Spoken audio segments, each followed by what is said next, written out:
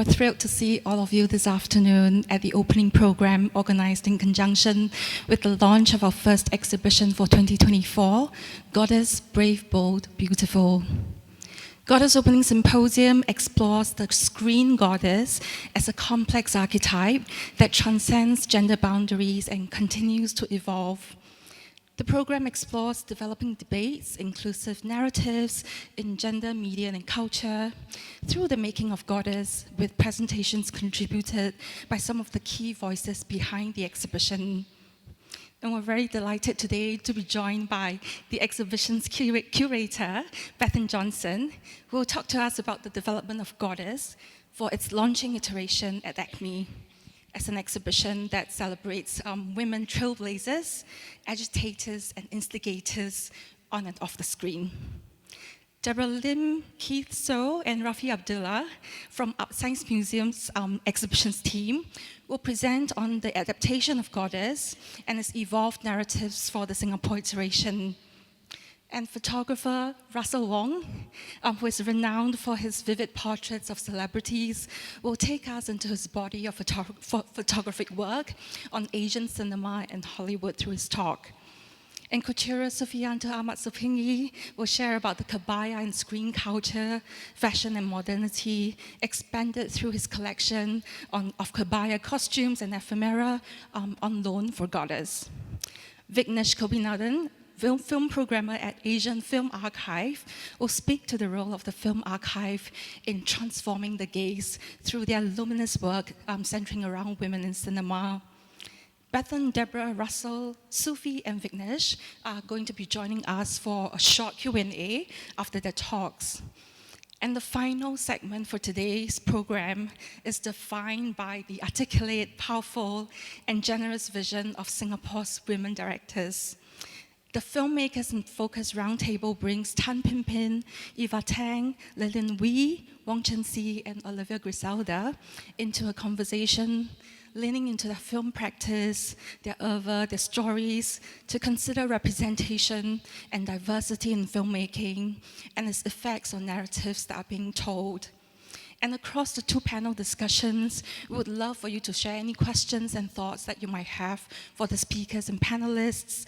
And we're going to start with opening remarks by Honor Harger, Vice President of Attractions and ArtScience Museum at Marina Bay Sands. And I'm delighted to welcome Honor on stage.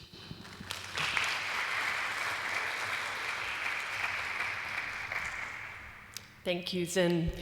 Well, good afternoon. Welcome to the symposium that marks the opening day of the exhibition Goddess, Brave, Bold, Beautiful.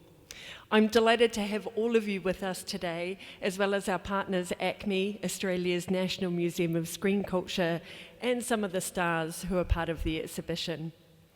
I'd like to start with a quote. Art moves like water, capable of causing great beauty, great terror, and great change. I've watched the currents throughout my career, and I'm watching the tides turn now. For too long, we as women have been left out of rooms and conversations. We've been told the door is closed to us.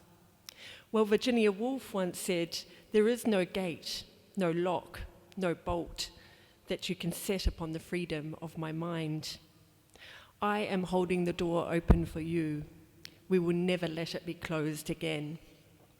That's what the iconic actress Michelle Yeoh, who you can see on stage here, said upon receiving the Woman in Motion award at Cannes last year. And in so many ways, for me, it sums up the remarkable exhibition that we're here to celebrate today. Goddess is an exhibition that invites visitors of all ages, genders, and backgrounds to feel bold, brave, and beautiful. Continuing ArtScience Museum's Year of Extraordinary Women, the show celebrates captivating film luminaries from around the world. They have reputations as bombshells, starlets, and screen sirens, but the actresses and filmmakers in Goddess possess much more than what appears on the surface. They embody strength and resilience. They've forged their own path amid pressures to adhere to social conventions. The exhibition takes us on a visual journey through the glitz and glamour of Hollywood, Bollywood, Hong Kong and beyond, to see how icons of the silver screen have commanded the spotlight. Through nearly 200 artifacts, costumes and artworks, Goddess honours the pioneering women who have shaped our cinematic landscape from the silent era to the present day. We have stunning original costumes on display that have been worn by the likes of Marilyn Monroe, Mae West, Zendaya, Margot Robbie, Tilda Swinton, Michelle Yeoh, Gina Davis, and more. We have scripts, drawings, and artworks that take us behind the scenes into the lives of the women who have made film history. And I'm delighted that we have Bethan Johnson from ACMI here today, who will be presenting her curatorial research that's helped bring that story into the gallery. This is a new version of Goddess, created in collaboration between ACMI and ArtScience Museum, and it places the spotlight on Asian film stars.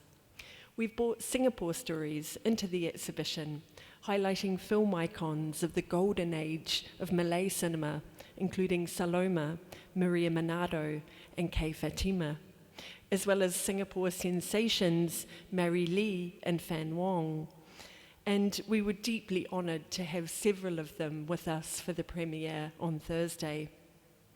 We've deepened the focus on Asia with showcases of Chinese opera legend Yam Kan-fai, film icons Lisa Liu and Gong Li, and contemporary screen sirens such as Joan Chen and Tang Wei. My curatorial team, including Deborah, Keith and Rafi, will be speaking about that work shortly. And they'll be joined on stage from colleagues from the Asian Film Archive to talk about women in film in Asia. Crucial to this edition of Goddess is the work of Singaporean photographer Russel Wong, who's contributed several magnificent portraits into the exhibition, and I'm delighted that Russell's with us today to talk about his work. Costume and fashion play a key role in the exhibition, and we're very pleased that fashion designer Sufiyanto will be presenting later on about the significance of the kebaya in screen culture in Southeast Asia. Given the themes explored in Goddess, it was vitally important for us that we highlight the work of some of Singapore's most important women making film, including Tan Pin Pin, Eva Tang, Wong Chen-hsi, Olivia Griselda, and Lee Lin Wei. And we are absolutely delighted that they're all going to be with us today. Alongside Goddess, we're running a rich program of events, film screenings, and education activities, and many of them take place right here in our cinema.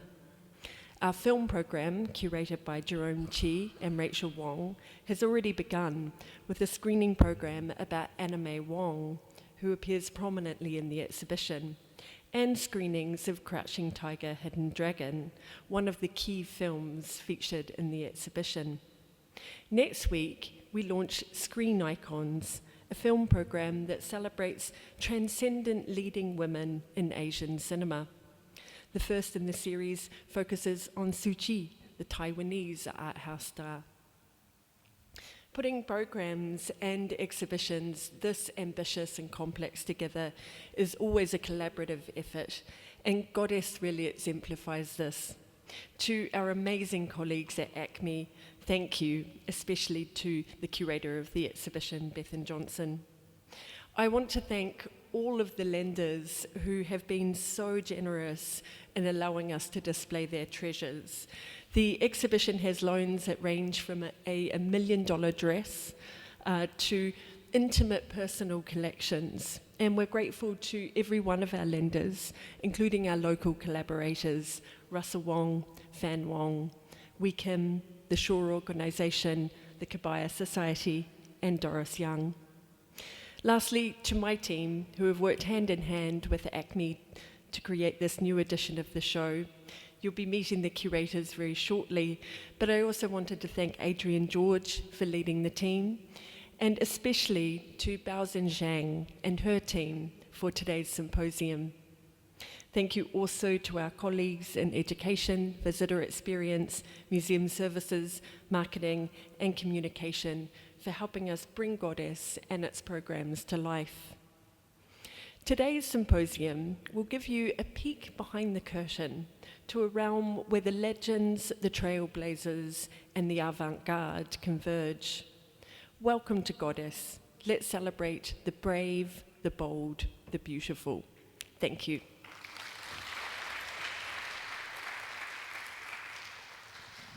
Thank you, Honor. ACMI Curator Bethan Johnson is presenting our first talk for the program. Just to share a little bit about Bethan with everyone, Bethan's practice focuses on reimagining historic collections through a contemporary lens. And before ACMI, she was lead programmer at British Film Institute, where she established New Forms. It's a program which embraces advantages in technology to redefine film. Bethan was also previously the Friday late curator at Victoria and Albert Museum, and she was responsible for devising a new strategic ambition for the program. So today, Bethan will introduce the starting point and the exhibition framework for Goddess, and she will share how she landed on the themes and the stories to tell around them, and the elements that were brought together beautifully for the show. Please warmly welcome Bethan for her talk.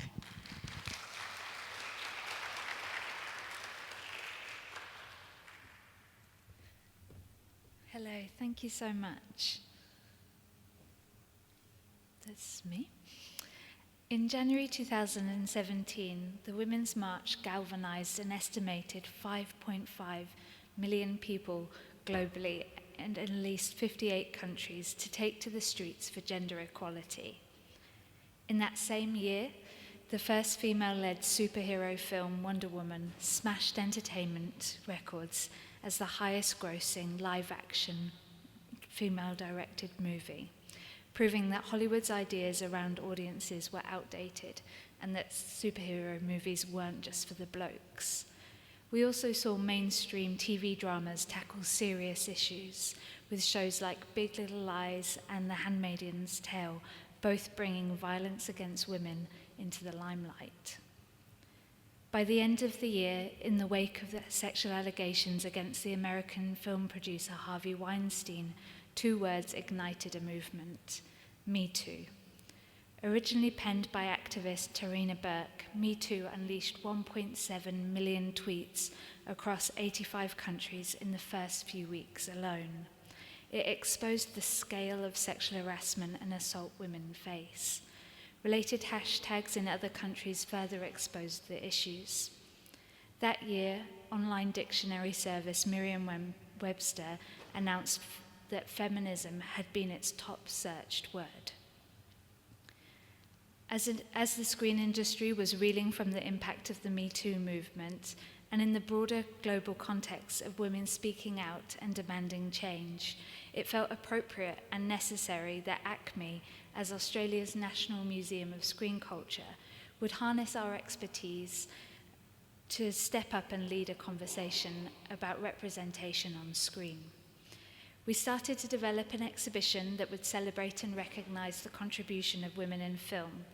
We knew we wanted to celebrate and focus on the role and the agency of actresses, but with over 120 years of moving image history to pull from, the task felt impossibly large.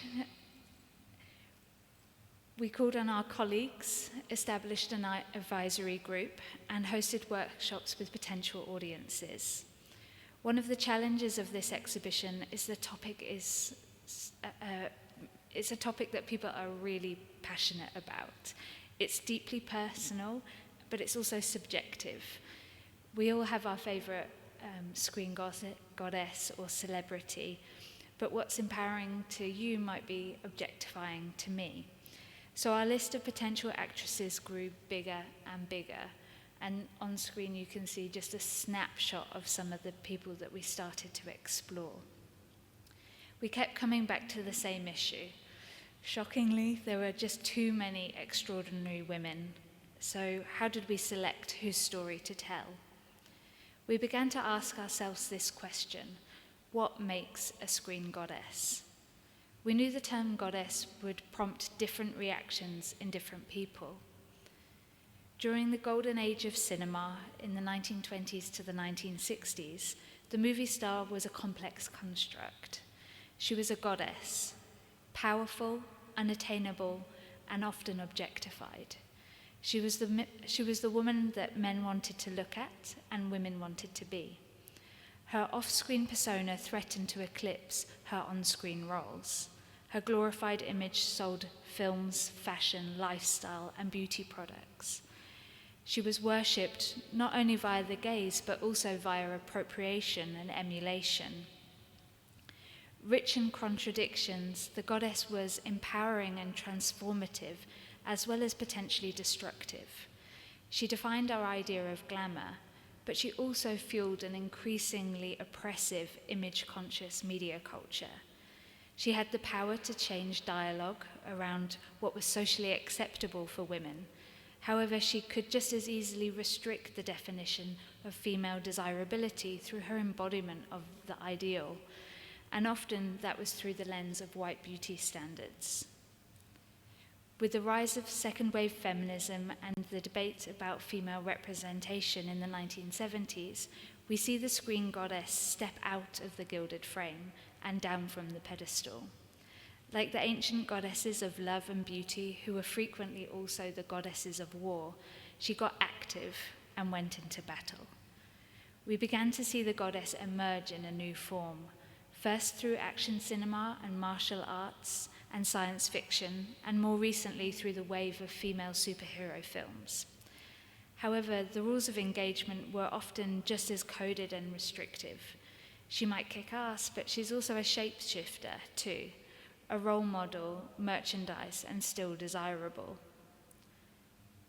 In pop culture today, we see the term goddess used to define a fierce, independent, and powerful woman. When Michelle Yeoh won Best Actress last year, fans used the hashtag goddess to celebrate and share her acceptance speech online. So we came back to this question: what makes a screen goddess? I found that when I started to use photos or images, people got fixated on the absence. How could you not include this woman? Where's my favorite goddess? What about this person? This short video became my curatorial framework. We wanted the exhibition to shout that the screen goddess is more than just sex appeal, that she's a fierce figure who has fought gender stereotypes, challenged the status quo and pushed boundaries, and has had impact on the industry ever since it began. I feel like this needs music when you kind of show it like this, doesn't it? It suddenly feels very quiet and serious. We began looking for stories that were overlooked or forgotten, that could change the way visitors feel or think about a familiar actress. We focused on an actress, a specific film rather than her whole career or filmography, and explored the impact of that moment, both on their career, the industry, but also for us in society.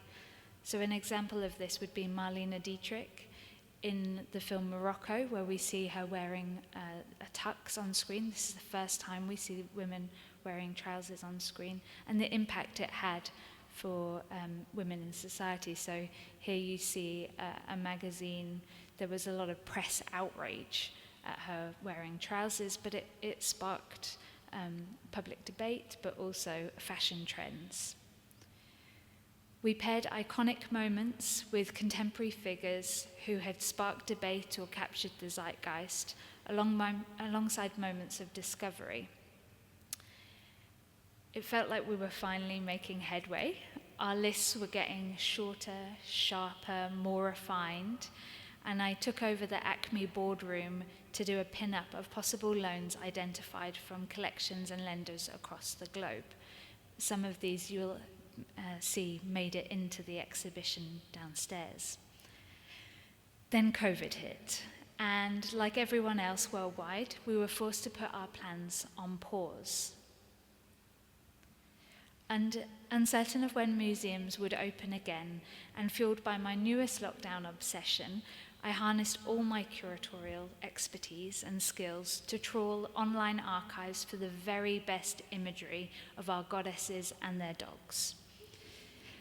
And even the odd koala, because we are the Australian National Museum for Screen Culture, after all. But as any good curator in the room knows, no research is invalid, and thankfully Joan and her pup made it into the publication. As we emerged from lockdown, we confirmed our opening date, and it was all systems go. You'd think a show with this much glitter would be non-stop glamour, but I'm pictured here in front of a lender's lockup. He handed me the key and let me rummage. Here are a couple of other highlights from my collection research. The conservators in the room will breathe a sigh of relief. No more garage lockups.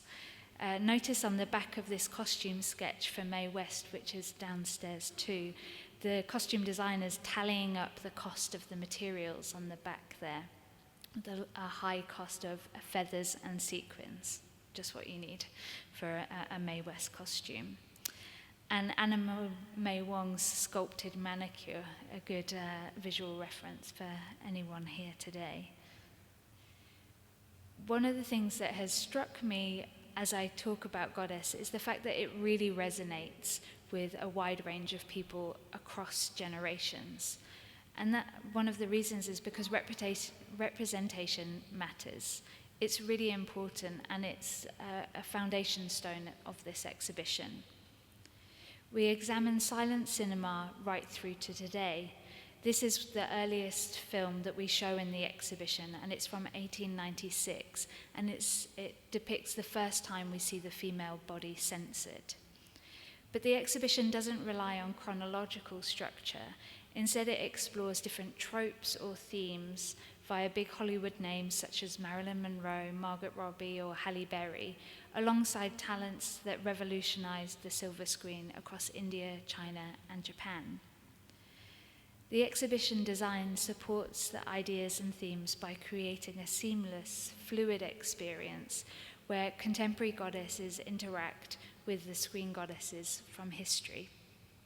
The space builds in intensity using color, which moves from a gradient of this kind of sugary pink at the start of the exhibition to a deep, dark red to embody that cathartic feeling.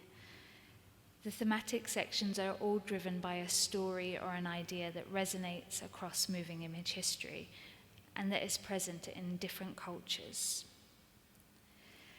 So what's this all there for, and kind of what are the aims of the exhibition? Well, it's about recognizing the work and the voices that have not previously been seen or recognized.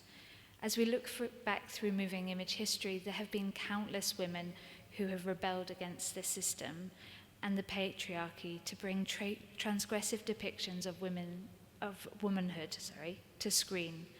Sadly, the agency and bravery of these actors is often forgotten or simply dismissed. The exhibition looks to bring those accomplishments back into the light, and we want people to go away wanting to find out more, whether that's about Alice Guy Blanchet or Nina Kamari. It's about laying bare the struggle for self-determination that the screen goddesses have always been engaged in, but which has often been skimmed over. And these aren't new conversations. In the exhibition, we have a display that shows that in 1932, which is almost 100 years ago, one of our screen goddesses, Anna May Wong, was publicly lamenting the roles that she was offered as a third-generation Chinese-American actress, calling out the racist stereotypes that were in play at the roles that she had been offered. And it sounds familiar, doesn't it? Well, cut to last year when Michelle Yeoh won her Oscar, she called out the racism and ageism that's still at play in our screen industry. So Goddess manages to also demonstrate that progress is not a straight line to enlightenment. The exhibition shows that screen goddesses have used a range of different strategies to provide themselves with more control over their careers and roles. Women separated through time and space For instance, Marilyn Monroe, Mae West, and Margot Robbie all established their own production companies as a way of exercising more control over their own destinies. Goddess shows that there is a repetition across time and space that is simultaneously shocking and galvanizing. Ultimately, then, the exhibition works as both a celebration and a call to action. We want to have impact and reach. I hope you enjoy the show as much as I did working on it. Thank you.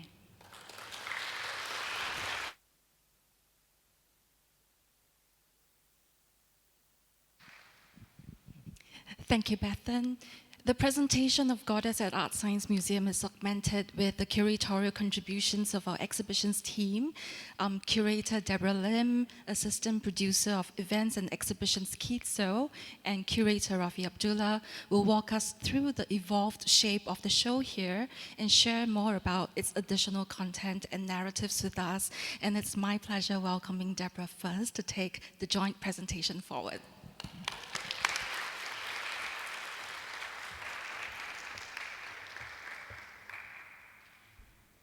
Good afternoon, everyone. Goddess was originally developed and curated by ACMI, and this new iteration of the exhibition was created in collaboration with ArtScience Museum, where we really wanted to cast a powerful spotlight on Asian film luminaries. Today, myself and my colleagues Keith So and Rafi Abdullah will be outlining what we did to bring an increased focus to Asian screen icons for the show. Let's begin with our key visual, which signals what you can expect. Celebrated actress Michelle Yeoh made history last year as the first Asian actress to win an Oscar for her role in Everything Everywhere All at Once. In her acceptance speech, she said, "For all the little boys and girls who look like me, this is a beacon of hope and possibilities. Dream big and don't give up. And ladies, don't let anybody tell you you are past your prime." Film, television, and media are so prevalent in our lives, and what we see on screen reflects broader societal structures and ideas. Clearly, there is still an ongoing and continued need to push for representation in the film industry, and these screen goddesses possess inspiring qualities for us all. This is why we called the subtitle for the Singapore exhibition Brave, Bold, and Beautiful. The other leading ladies in this image are Laverne Cox, who is a strong advocate for marginalized communities and uses her platform to push for these rights. There is actress and rock star Anna Tsuchiya, who subverted the enduring stereotypes of Japanese cinema, which expected actresses to be quiet and demure. And of course, one of the most iconic actresses I have always adored, the legendary Maggie Cheung.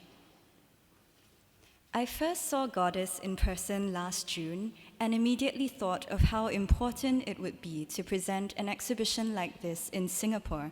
Of course, the plans to tour the show were already in motion, but it felt like an exhibition that people could connect with, even if they weren't film buffs or culture connoisseurs. Bethan and the ACMI team did an amazing job in conveying stories that were relatable and drawing links from the classic to the contemporary. There were film icons across 120 years of moving image history, and the themes of the exhibition were so clearly outlined that we already had a framework for how we could inject local, regional, and Asian content for our Singapore audiences. While I won't go in depth into the themes of the show because I want you to see this for yourself, I'll speak about this particular section called Crafting the Ideal, which talks about how women have been represented across film history. Women have been idealized, politicized, and exoticized, and one of the main cultural icons that's addressed is Marilyn Monroe, who was typecast as a blonde bombshell or a sex symbol and actively pushed back against that throughout her career. She could be said to be indicative of white or Hollywood Golden Age beauty standards, and other celebrities have paid homage to her, but also referenced her to make statements for broader and more equal representation in the entertainment industry. This pushback against accepted norms was an inspiring point for our focus on Asian film icons. In relation to the way the galleries are laid out, the very first Asian icon we featured for our Singapore edition is Joan Chen. Chen rose to stardom in China and was one of the first Chinese actresses to achieve significant recognition in Hollywood. However, like many of her Asian predecessors, she often found herself being typecast in the roles of an exotic temptress or villain. One of her most well-known characters was that of the femme fatale Josie Packard in cult TV series Twin Peaks, which is where I first saw her acting and loved her immediately. Thereafter, Chen actively refused stereotypical roles and went on to write, produce, and direct multiple films, including her critically acclaimed first feature film, Siu Siu, the Sundown Girl. Her push for representation continues today, and she actively supports and mentors young filmmakers, particularly those of Asian descent. In our research for content, we were extremely fortunate to have been able to collaborate with celebrated fashion and celebrity photographer Russel Wong, who was an incredible support for the exhibition. He was the first Singaporean photographer to break into Hollywood, knows many of these prominent Asian actresses and directors personally, and I say this with a good deal of local pride. He'll be speaking more about his works later, but we have the very first issue of Vogue Singapore in the exhibition, which is on screen, and Russel Wong shot this image of Joan Chen in 1994. He shared with us that at the time, Joan Chen was the most famous Asian star in the world, and we couldn't launch a Vogue Singapore issue without having her on the cover. I'd also like to speak about another Asian luminary, Lisa Liu, who is pictured in the image on the right here and seated between author Kevin Kwan and Michelle Yeoh on set of Crazy Rich Asians. She's a veteran Chinese actress and inspirational figure who holds the distinguished title of a living treasure in China. She rubs shoulders with Anna May Wong, who's in the exhibition, and Anna May Wong was sort of paving the way for these Asian actresses that were to follow. One of Lisa Liu's first films was The Mountain Road in 1960, an anti-war film where she played the female lead to the American soldier who was the main interest, James Stewart. And in the film, she disagrees with his treatment of Chinese refugees and drops him, and their relationship ends. So from the very first few films in her career, she was already playing women that were independent, resourceful, assertive, and didn't need to depend on other men. Other iconic roles in her career were equally layered, demonstrating her acting prowess and versatility. She played the Empress Dowager Chen-Hsi in The Last Emperor, and she also played one of the four mothers in Joy Luck Club, whose stories form the core of the film. More recently, she played matriarch Shang Su-yi in Crazy Rich Asians at the age of 91, and she's 97 this year and still acting, so she's truly an inspiration to the industry in a film career spanning 65 years and several continents. She also helped other Asian actresses like Joan Chen and Gong Li make it in Hollywood. I'm now going to hand the time to my colleague Keith So to speak to us about some of our other Asian editions.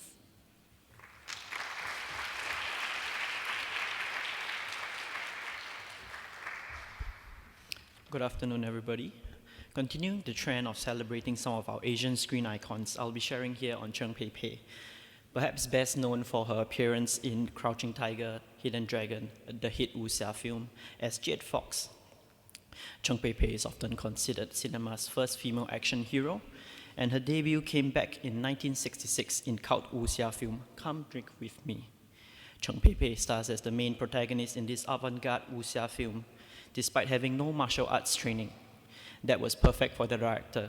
Quote, "I didn't want to use real martial arts, what we call real kung fu. I had seen it in tournaments and I didn't find it very beautiful. I didn't understand a thing about it, and as a matter of fact, I still don't." The director was inspired by the choreographed fight sequences in Chinese opera and appreciated Chen Pei Pei's dance training, which allowed him to choreograph and stylize the various fight sequences in the film. In the fight scene on the bottom left, you can see a score. In the fight scene on the bottom left, you can see in the exhibition, in one of the clips that was featured, you can hear a score of traditional Chinese opera instruments, adding a heightened sense of tension and drama before the battle. The battle lasts for a mere second with the bandits circling Chen-Hsi. This circling of the main protagonist is a trope that lasts throughout wuxia, and you can see it in contemporary films today. Chen-Hsi took to the role spectacularly and subsequently went on to star in multiple wuxia films and even mentor Michelle Yeoh and Zhang Ziyi early in their careers, both similarly having to go on to star in multiple wuxia films in their own right. They even start together in Crouching Tiger, Hidden Dragon subsequently. Chinese opera played a large influence in early cinema, and most certainly when we see opera plays translated directly from the stage to the screen. Here we profile Yam Kim Fai, a legend in both the opera stage and on the silver screen. It was not uncommon to see male opera practitioners play female roles known as Dan, and for female opera stars to play male roles known as Sheng. Yam Kim Fai, a practitioner of Chinese Cantonese opera, starred in over 300 films throughout her career. Here in the image on the right is a film still from the movie Di Nu Hua, or Princess Cheng Ping. Yam Kim Fai plays the male protagonist, a diligent scholar starring opposite her longtime collaborator Park Si-xuan as the titular princess. Yam Kim Fai also led an all-female Cantonese opera troupe together with Park Si-xuan, and co-starred alongside her in multiple on-stage opera plays and in multiple films throughout her career. Yam Kim Fai was known for her ability to sing in the lower registers and depictions of her often idealized maleness, one that is gentle, kind, and sincere. Yam was beloved by opera fans and earned the moniker Opera Fans Lovers, and I know my grandmother counts herself as a die-hard fan of hers, and myself certainly after all the research.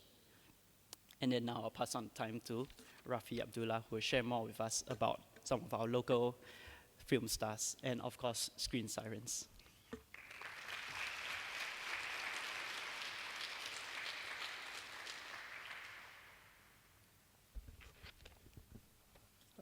Thank you so much, Keith and Deborah. So I will be speaking specifically to the inclusion of the Seniwatis, Malay for female screen icons, from the golden age of Malayan cinema, which was the first area of research that the team actually went into when we first considered additional local and regional content to our adaptation of Goddess. So I do, however, want to begin by prefacing that admittedly, it would be quite physically impossible to be able to include every single influential female icon from the region and across several generations. So from Indonesian horror icon Susana to one of my personal favorite goddesses, modern Malayan film director, the late Yasmin Ahmad.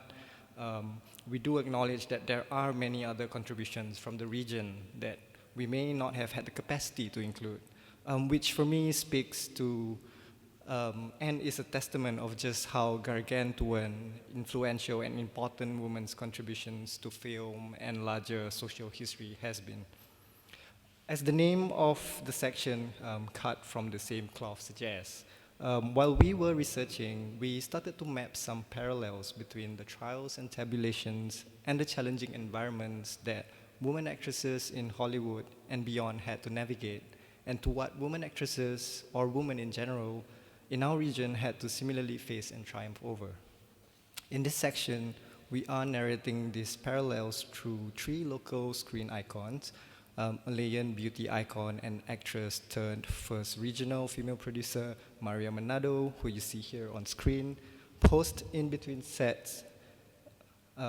Also, we have fashion icon and actress and singer Saloma, who we need a reminder is not just P. Ramlee's partner, but is a star on her own right, and also beauty model and actress K. Fatima. The films that these three actresses feature in encapsulate some of these challenges and also the ways in which female icons had exemplified empowerment. For instance, in the 1961 film Alibaba Bujang Lapok, or translated as Burlesque Alibaba, a film still projected here on your right, we see K. Fatima's character, Norcia, together with two other female characters, outsmarting a group of bandits that were attempting to sneakily rob and harm their families. All this while the male figure of the household, so to speak, remained absolutely clueless to the whole situation. Diverse and complex character representation in films like this, among surprisingly many others from similar films of the era, offered alternative perspectives and pushed back against the stereotypes of women often being dull-witted and helpless. Beyond just the silver screen, the goddesses and Seniwatis of the era were also beacons of and influential in other domains such as music and fashion. The Seniwatis were often seen gracing the covers of fashion magazines then, and even made appearances internationally. Zaitun, yet another Seniwati, was even selected for Pan American's Woman of the World 1964 campaign. Saloma was especially renowned for her lemak merdu, thick and sweet voice, going on to release iconic records with the EMI label, whilst also at the same time being a stalwart in pushing modern fashion forward, going as far as accentuating her own film outfits in an era where the position of stylist had yet to even be formalized. I won't really get into too much into it, as I do want you to make these discoveries yourself when you see the exhibition. And also because today we do have the privilege of having the folks from Kebaya Society who are also lenders to the show, to share much more about the rich cultural history and relevance of fashion and film. Unfortunately and tragically, the golden era of Malay cinema met a sunset, but fortunately, the influence of female figures in cinema continued locally into a new dawn, which I will leave for my colleague Deborah to go into.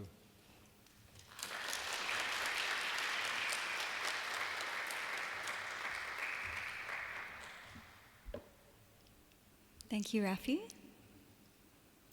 Now, aside from the golden age of Malay cinema, we also needed to profile a local legend called Mary Lee, or Doris Young.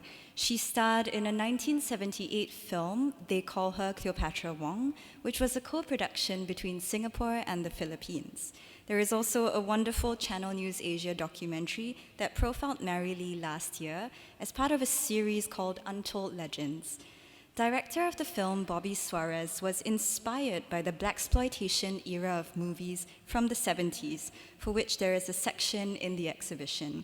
Though originally coined by the National Association for the Advancement of Colored People as a derogatory term, blaxploitation films created space for black actresses to be action stars with top-line credit.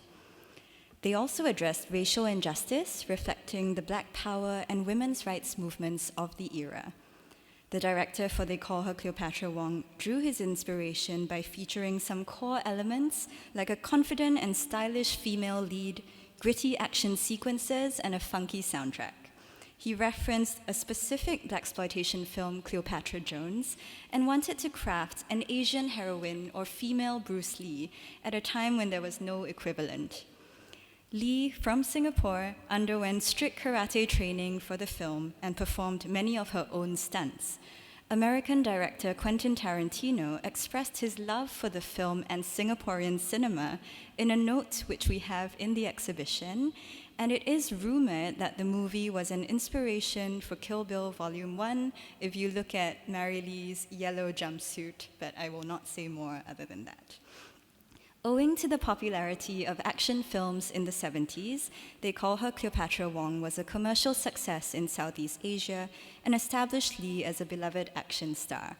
The film traveled as far afield as the Eastern Bloc and Europe, and sequels to the Cleopatra Wong series, Dynamite Johnson and Devil's 3, also featured the actress. And while the master copy of the film had deteriorated beyond repair, the Asian Film Archive in Singapore restored the film and released it in 2021 with Lee in attendance.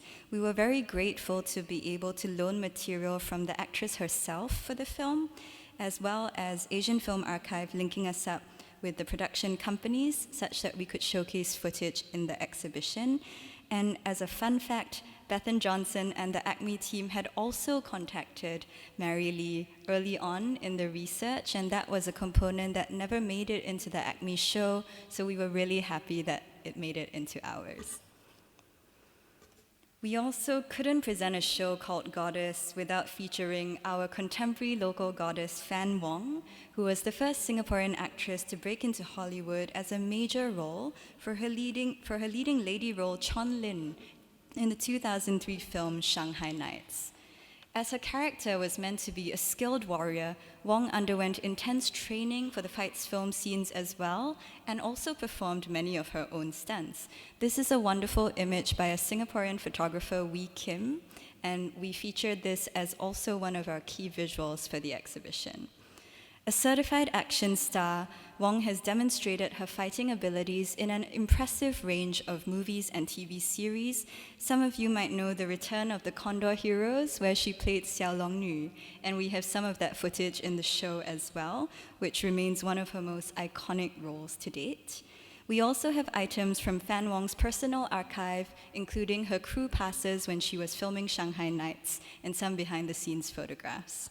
She has been referred to as an Atie, or older sister, alongside two other prominent Singaporean actresses, Zoe Tay and Xiang Yun, which indicates the most established actresses in the Chinese entertainment industry. And we were incredibly honored to have Fan Wong grace our gala premiere on Thursday this past week. A significant theme in the Goddess exhibition is Fighting Back, which details the daring physical feats of female action heroes from classic stunt women to today. Within Fighting Back, the exhibition in ACMI featured two original costumes worn by Michelle Yeoh and Zhang Ziyi from the film Crouching Tiger, Hidden Dragon in an epic fighting scene. While the ACMI exhibition spoke about inspirational wuxia warriors, as Keith shared earlier, we also wanted to address the origins of wuxia a little bit further via actresses like Cheng Pei Pei. We were also able to profile Michelle Yeoh, Zhang Ziyi, and Maggie Cheung further in their roles as female action heroes, thanks to works from Russel Wong. Wuxia was a genre of martial arts movies typically set in ancient China with stories that involve themes of chivalry, honor, revenge, and romance. These movies helped establish Asian cinema, thrilled Western audiences, and influenced filmmakers across the globe. We can just think of Crouching Tiger, Hidden Dragon with its gravity-defying stunts, which achieved mainstream success in the West, and the cross-cultural pollination that led to a greater diversity of cinematic styles across both Asian and Western cinema. Malaysian actress Michelle Yeoh has had an undeniable impact on the wuxia film genre. Her journey began with Hong Kong action films such as Police Story 3 Super Cop in 1992, where she notably landed a motorbike on a moving train, and The Heroic Trio, which revealed her fighting prowess and elevated powerful and independent female characters. Since then, she has gone on to save James Bond, captain a Star Trek ship, and of course, win the Oscar for Best Actress in 2023. And she hasn't just fought on screen, but has really battled for greater representation for Asian actresses in the film industry. So I will leave Russell to share further about his work because I could speak more about that all day. But thank you so much, and if you haven't already seen the exhibition, I hope you have an amazing time.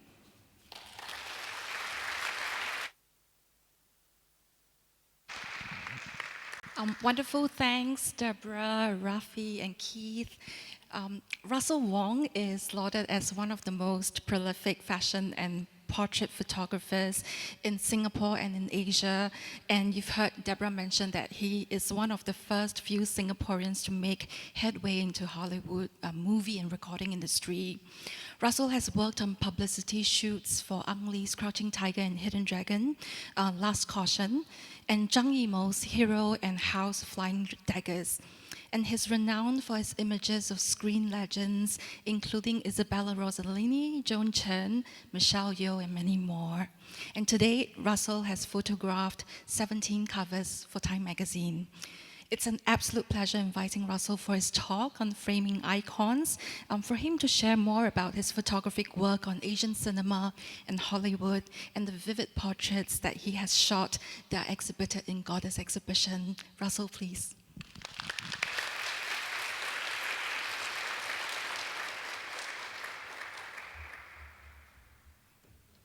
What's up? So my friends are here, so I'm quite excited. Anyway, this is not a speech, so don't get all expecting great words from me. Just want to thank ArtScience Museum, for showing my work, because a lot of it, a major part of it has not been seen here in Singapore, because I do a lot of my work outside Singapore. Anyways, I've been very, very fortunate, really, really fortunate to have a front row seat, and get on the same journey as a lot of these goddesses. It started with this goddess. Interesting story. I mean, this is how I went on this journey, Up until then, I was in school. I was about to graduate from Los Angeles in photography school, and I was going to do an exhibition in Singapore to launch my career and to just tell people what I've done. Up until then, I've been shooting for about seven years, and that's a fashion photographer. And I said, look, I need a big Asian star to be on my poster of my exhibition, So one night, my friends called me up while I was about to go to bed, and they said, hey, guess who's next door on the next table at the jazz bar, Joan Chen. I'm like, no way. Is she still there? Yeah. So, I put my pants on, did my hair, drove down, and literally went there, walked right in, and asked my friend, where's she at? So she's sitting at this table at the jazz bar, not any bar, a jazz bar. And I just went up, and I had my only promo piece with a picture of Robert Downey, who I shot in Los Angeles, and just gave it to her. I said, look, Joan, I'd love for you to be in my exhibition, on my exhibition poster. I'm about to graduate. I'm a student. I'm broke. Can you help me out? And she was really nice. She goes, oh, thank you, Russell. Okay, here's my number. Don't call me, we'll call you, kind of thing. I didn't expect much. A month later, she calls up, leaves a message, and my agent goes, hey, this Miss Chen woman called up, and she wants to shoot. I'm like, no way. So, of course, we hooked up, and we set up the shoot, and this is the first picture I ever shot of her. By then, she did The Last Emperor, nine Academy Awards, Bernardo Bertolucci, Ruiji Sakamoto doing the music. It was unbelievable. And she was the biggest Asian movie star then. So in that whole landscape, she was like the only one that mattered. And I was lucky to have her, in front of me. So I just came up with ideas and shot with her. And actually, we didn't shoot for anything. She just wanted to shoot with me. And these pictures ended up in a local magazine. I gave it to Her World to run it. I didn't have a studio in Los Angeles because I was starting out. So if you look closely, on the right top corner, there are the trees there, the leaves there. Because I just set up this background in my friend's garden. I said, hey, can I set up this background in your garden? So we just shot it there in daylight, no lights, no nothing. And I had this idea of her being this Shanghainese woman, that whole style. So we had a cigarette holder and a whole bit because Joan's from Shanghai. So that was our first shoot. This was more a commentary on the whole film business, because I would ask her, Joan, what would they say to you during casting sessions, She goes, sometimes they think I'm too Chinese, they won't hire me. Sometimes they think I'm too arrogant, So I put all these in a notebook and started drawing and painting on these, on this contact sheet, because I shot film, of course, then, Hasselblad, 120 format film, and our relationship grew. And she was, I would say, the main person and that really helped me break into the whole Hollywood scene. She would grab me by the hand. She'd say, guess what? I'm going to work with Oliver Stone. You got to meet him. I'll grab you. I'm going to tell him he's got to shoot with you. So she was like my agent, I was so lucky. And in this business, not many people help you out that way. So she's like, hey, I got Oliver on the phone. I told him to shoot with you. So on every film set, I would follow her. And then became like, look, I'm working with Richard Gere. I told Richard to shoot with you. He has to shoot with you. So she goes to Richard and said, Richard, you got to shoot with this guy. He's amazing, and da-da-da-da-da. So then Richard Gere goes, okay, show me his book. So, because Joan was directing Autumn in New York, right? And with Winona Ryder and Richard. So she showed Richard Gere my book. And the second or third picture was Cindy Crawford, who I shot. And then Richard looks at it, he goes, that's not a good way to kind of try to get the job, because Richard was married to her, you know. So Joe said, no, he's okay, he's okay. So I got the job. But then again, what I'm trying to say is that the relationships are so important for me, and just to get on their coattails and to work with them. And slowly, of course, nearly every single project we work together. And this is from 88, 89, when I met her after Last Emperor. The next goddess.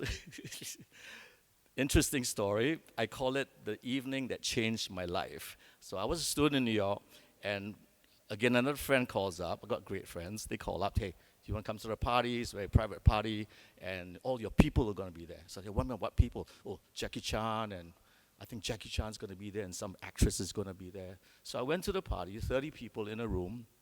I walk in, I meet Jackie Chan, meet the manager, Willie Chan, the manager. And then next to him was this girl. And she said, oh, this is Michelle. I'm like, oh, hello. I mean, I didn't know who she was. And at that time, she went by the name of Michelle Khan. You know, and that was like the marketing tool. And that was for Supercop. They were releasing it in America. And she was like the sidekick. So I sat down with her, started talking to her. I said, hey, Michelle, I hear you're from Malaysia, you're from Ipoh. So we started speaking Singapore Malaysian English, which was very funny. He said, hey, you Ipoh girl, ah? I said, yeah. So we started, we just, had fun. And then so I look, this is my number. Give me a call when you're in Singapore. She goes, yeah, I would like to shoot with you, So this relationship started because of just a meeting over drinks, So she calls up when she was in Singapore the next trip. And up until then, she was always like the sidekick, So she started doing movies on her own, like Akam, the stunt woman. And at that time when she came to Singapore, she was already booked for Tomorrow Never Dies, the Bond film. She was the Bond girl. So we started shooting, and this shoot actually was during that time, during the premiere. The relationship has gone on and on and on, and she's become a really, really good friend. And of course, working together with her on Crazy Rich Asians, I did all the publicity for that film, and it was it's wonderful for her, for us to see her win the Oscar after so many years, because people don't realize up until Crazy Rich Asians, I think she's been in the business for nearly 40 years. So for like Joan too, Joan started off as a kid, was a child star in China. And she was actually picked by Madam Mao, Mao Zedong's wife, since she was 14. So, these women, they traveled this long road that we don't realize. We just see what happens in the end, So thanks to Michelle, one day she goes, hey, I'm working on this film called Crouching Tiger, Hidden Dragon. I'm like, what's that again? Crouching Tiger, Flying Monkey? No. So I couldn't get it, So she goes, no, this Ang Lee is directing it. It's going to be big. It's special. And Ang Lee then already was a big director, So she invited me. I went on the set of Crouching Tiger, and there was this little girl, 19-year-old girl, Zhang Ziyi, and she comes up and she speaks Mandarin to me, and I had no idea because my Mandarin is really bad, because I'm Peranakan, Orang Cina, bukan Cina, So she like, sure, some more. Like, hey, what's? So I like try to figure it out. Like, oh, she says thanks. She wants to shoot. So I like, okay, and that's how I met Zhang Ziyi, through Michelle. And the relationship obviously grew like for each movie. So after Crouching Tiger, when I did a lot of publicity and did the covers and stuff for them, then Ziyi was booked for Hero with Zhang Yimou. So that was the first time, again, I was working with Zhang Yimou, an unbelievable director. And I just showed up on set, and Yimou was like, hey, can you just come to the set anytime? You want to come anytime, just shoot whatever. And because he saw my work for Crouching Tiger, and he knew I worked with all these people. So I landed in Beijing, and I started doing portraits of these women. And Ziyi was just, Ziyi is Zhang Ziyi, she does whatever. And we just set it up. And for these films and for these portraits, I'm trying to always get this really iconic image. And what you see here is all planned out. It's all lit by my lights, not the movie lights. And we set it up specifically for the shoot.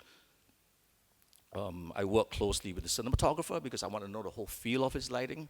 I work together with very closely with a costume designer. In this case was Emi Wada. And Emi Wada was the costume designer for Akira Kurosawa, the amazing Japanese the director. So Wada-san would tell me, hey, Russell, my costume have to move to look good. I'm like, okay.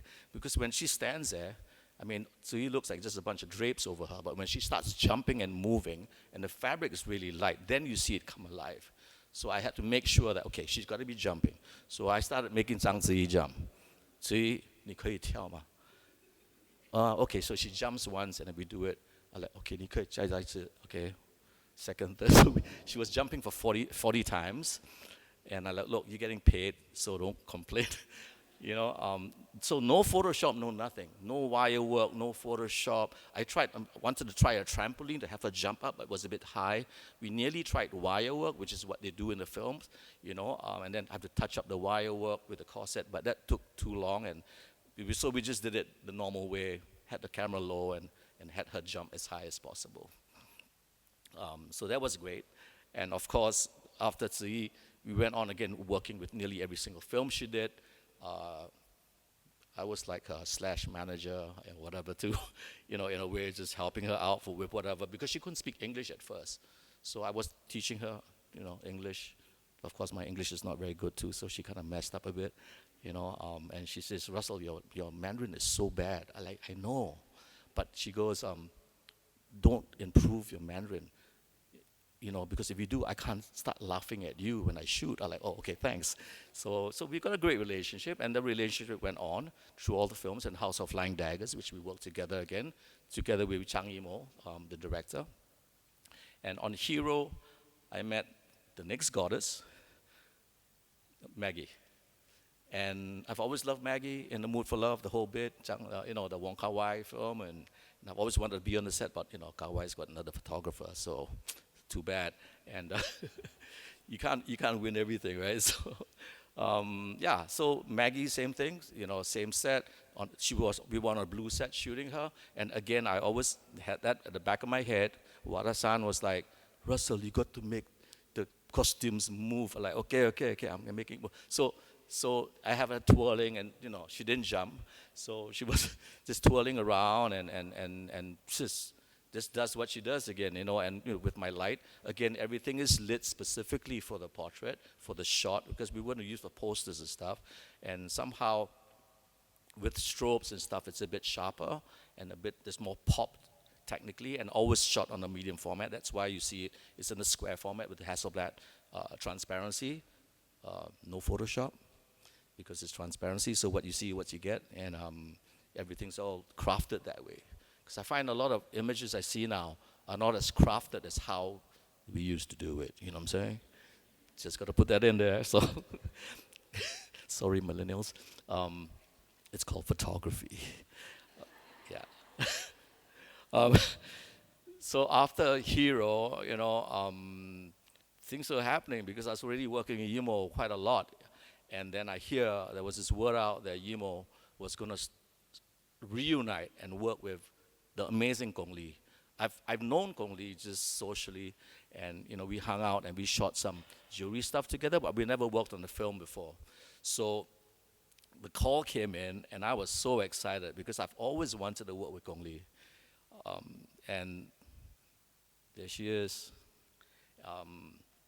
It was the first time that they worked, I think, in what, 10, 15 years after that whole slew of films like Razor Red Lantern, you know, Red Shogun, which are just classics right now. So again, they get me there to do the specific portraits, you know, and these ones are specifically lit. They're not just when they're acting and I'm shooting, because they have another photographer doing that. They're called a production stills photographer. And these ones usually are not used for the posters. Usually not used for covers, for like, you know, you see covers of like Premiere Magazine or Vanity Fair. We specifically come in and do these portraits. So that's primarily what I do, you know. And over here, she shows up, and we usually can't shoot them. We can't shoot them on the off days, that's the rule, although Ziyi did that shot for me. And we can only shoot them with whatever they have on that day. So if she's not in her empress outfit, I can't shoot her, you know, and she's not going to change because it takes her like 2 hours to change into this, you know. So we have to wait. Like they'll book me and go, okay, she's got a scene and she has the whole outfit on, and I show up and I just do this portrait.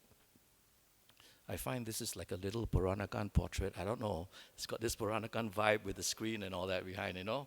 So I shoot really fast. So this was only, I shot like maybe 20 frames, and we got it. Of course, it's Gong Li, so I didn't really have to tell her anything or how to get into character. So she just does what she does. It's so, I mean, the moment, it's so funny, the moment I look into the camera, the viewfinder, and they switch on. They get into character, you know. And it's just very little direction. I get to shoot on the film set, which is unbelievable because these sets are real buildings. They're not styrofoam and they're not like, you know, cardboards and stuff. So they really built the whole palace off in the countryside somewhere. And I try to get portraits, I try to get moments in there, key moments in there for publicity. And when we shoot on the set, this is pretty much available light. So whatever the cinematographer does, and he'll tell me, and we'll know what the lighting is, and I go in and I just shoot it. So this was, I think, my third film with Zhang Yimou. So I was done with Yimou, and then another call came in with Ang Lee again, because Ang Lee did he did Crouching Tiger, right? That was the first film we worked together. And then this call came in, and they say like, hey, look, this is really interesting. Movie Ang Lee's doing is a little short story book based out of Shanghai in the 50s or whatever, and it's called Lust Caution, starring Tang, who I have no idea who that was, and Tony Leung, yeah.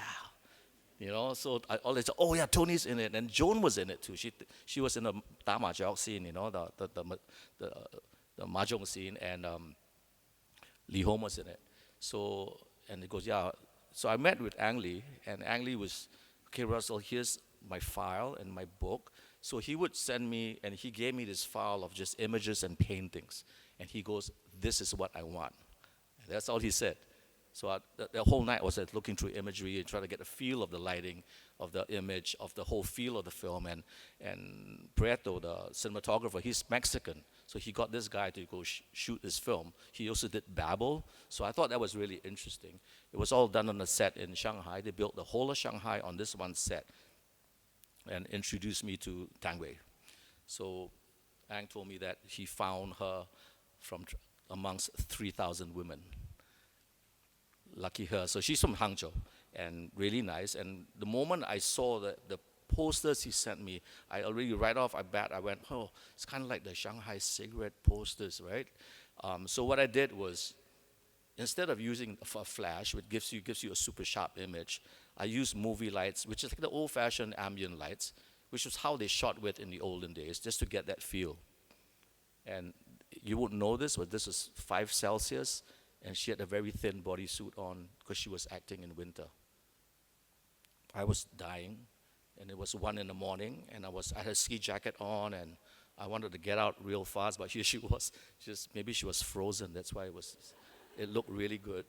You know, again, a lot of direction easy for her because she's new. She was a TV star, and we were kind of trying to go after these images that what represented the film and the era of the film. She was hanging out in a cab. I figured, wow, that's a great shot. Can you not get out? So you see the set behind. Ang built this whole set. These are real buildings, and he built the whole street of Shanghai with the actual proprietors in there. He saw the city plan, and he made sure, like, for this shop, it was a jewelry shop, so he put jewelries in there and stuff. So he's like really, really detailed. And I mean, the guy said he wouldn't miss a beat. And again, I mean, the opportunity for me to shoot these women, you know, I mean, she's just in the cab. I'm like, wow, that's unbelievable. I mean, I didn't have to do anything. So what I did was just I had a small little light just to fill in because she was in the car. Did that, and yeah, then we got the shot. It's just amazing for me, like, you know, it's just to be in this time when everything has, you know, come to fruition, so to speak, the ascension of their careers. And they're friends, they're really good friends. And I'm like the cheerleader guy behind, like, yeah, you know, and every time they hit a milestone, I'm like dragged along on it, because I'll be the one that they call up, and they're like, man, you got the time cover now. So we did the time cover with Michelle and Afat Chai, you know, like when they were nominated for the Oscars. And when people ask me what changed things, at least for Asian cinema, very strongly, we all felt Crouching Tiger did it.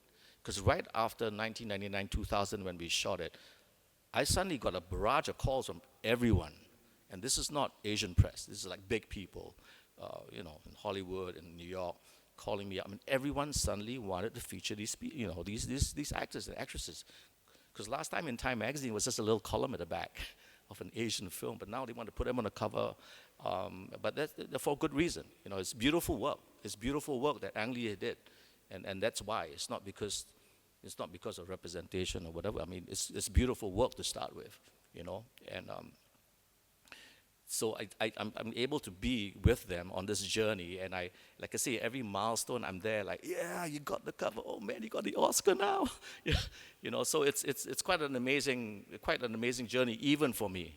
You know, even for me, and I have this parallel road to the career, and then the road merges, you know, and now we look back, but people don't realize that it took such a long time, you know. I mean, Michelle's 60 now. Can I say her age? Okay, she's 60 now, and she started like really young, you know, and Joan was like 62, 61, and she started when she was 14. So this road that they travel, you know, has been really, really bumpy, and I mean, back in the day, it was like the big magazines that want to feature an Asian movie star. They're like, oh, Russell, just one girl. You just got to shoot this one girl called Joan Chen. They don't know Maggie Chung or Michelle. No one knew they existed. You know, so as it went along, I'll get like, oh. So now it's like, we got Gong Li, we got Michelle, we got Zi Yi. So these three names kept on coming back all the time because I end up shooting them. And that's like my gauge, you know, because of the media, right? Because of the interest. So for me, it's like, okay, so now it's slightly more, and people know all of them. Yeah, and they put so much work in. It's not just about hair and makeup, you know. It's about good photography. I make them look good. So, yeah, and just like I try in my images to try to make them look aspirational, for people to look up to them. You know, and that's my job, right? That's my job. So yeah, I mean, just want to say thanks for coming and, you know, having my images here and having it, you know, included in the show. It means a lot to me because what I do, you know, most of the time is not in Singapore, and I'm glad that the local people here, they see what I do, and it's right here in the backyard now. Thanks.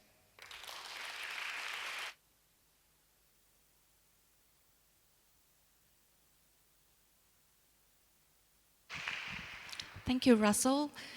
We heard from Rafi just now that the 6th chapter of the exhibition, cut from the same cloth, profiles film icons of the golden age of Malay cinema in Singapore. They are Saloma, Maria Manado, and K. Fatima. And on screen, the three of them played progressive characters who signaled changing social, cultural values and offered alternative views to gender-based norms that were deemed acceptable at the time. And as with many icons of the silver screen, actresses from the golden age of Malay cinema were trendsetters. And in particular, the kebaya modern was attributed to them. So we're really delighted to have Curator Sufiyanto Amat Sopingi today, who is also behind the social platform Kebaya Society. And Sufi will share insights into the significance of the kebaya in screen culture and the legacy of female stars of the golden age of Malay cinema that persists in archives and stories. Sufi, please.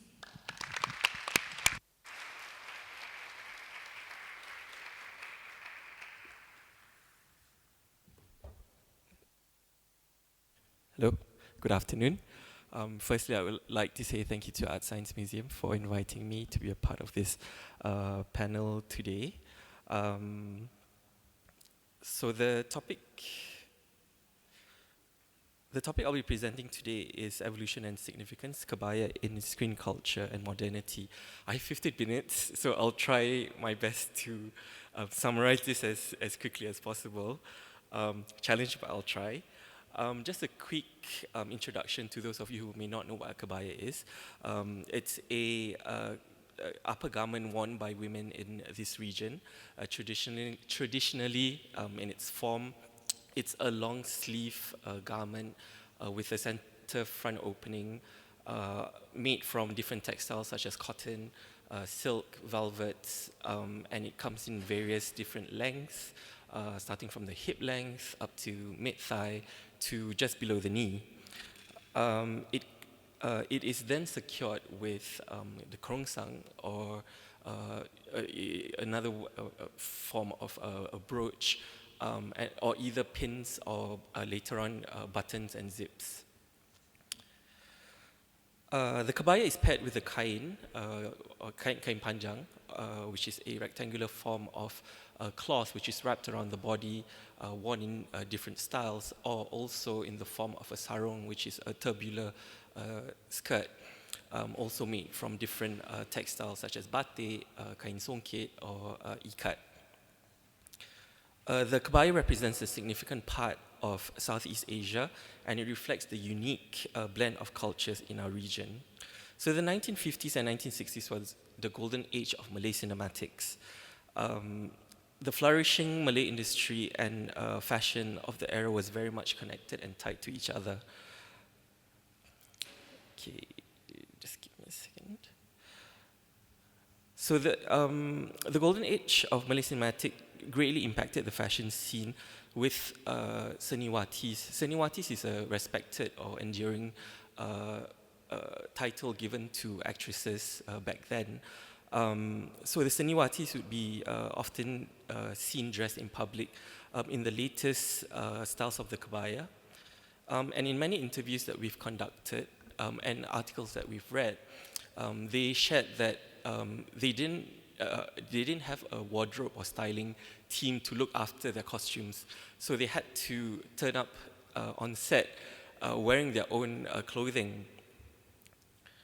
And they also had to find creative ways of styling themselves or dressing themselves to fit the role that they were given into, and also standing out from the rest of the other actresses on set. Just give me a second. We can also see the shift from traditional garments to more glamorous and elaborate styles, which resulted in women emulating the designs worn by the seniwatis and incorporated into everyday wear.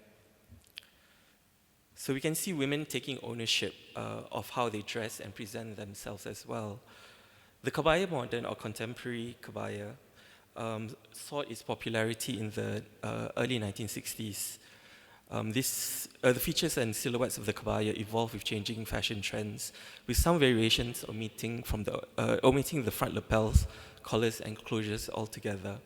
Despite contemporary in form, the kebaya modern still retains elements of the Malay aesthetics.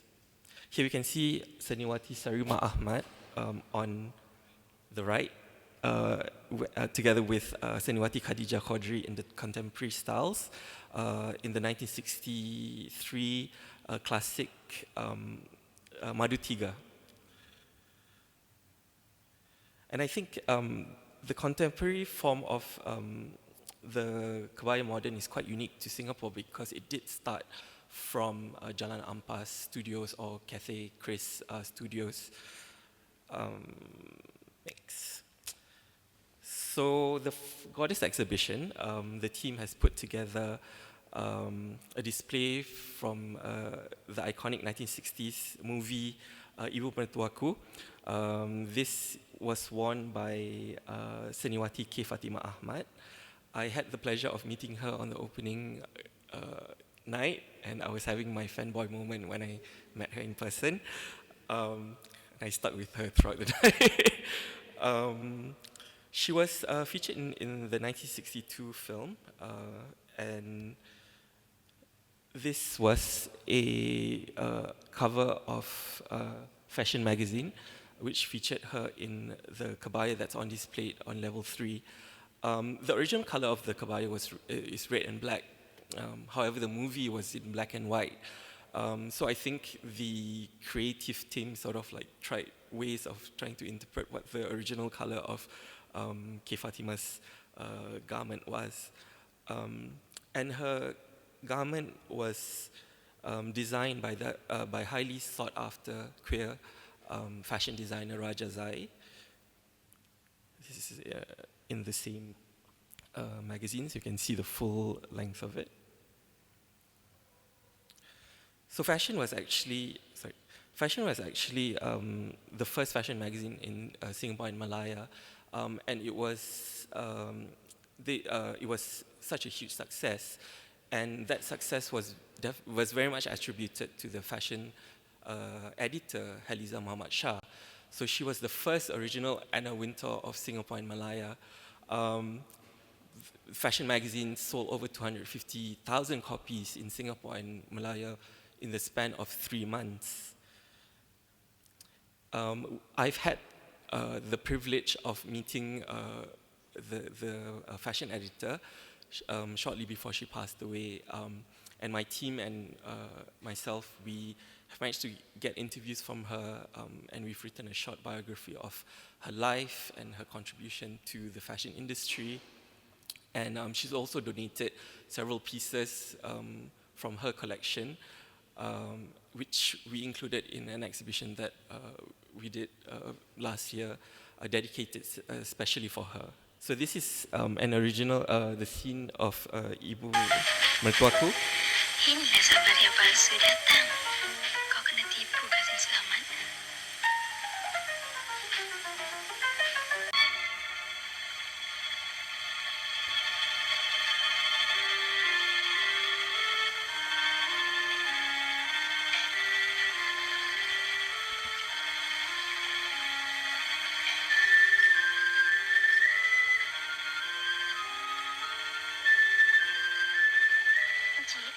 Macam mana ni, Cik?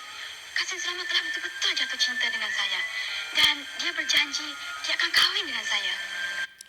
Okay, so her kebaya was made by, again, the highly sought after queer fashion designer Raja Zai.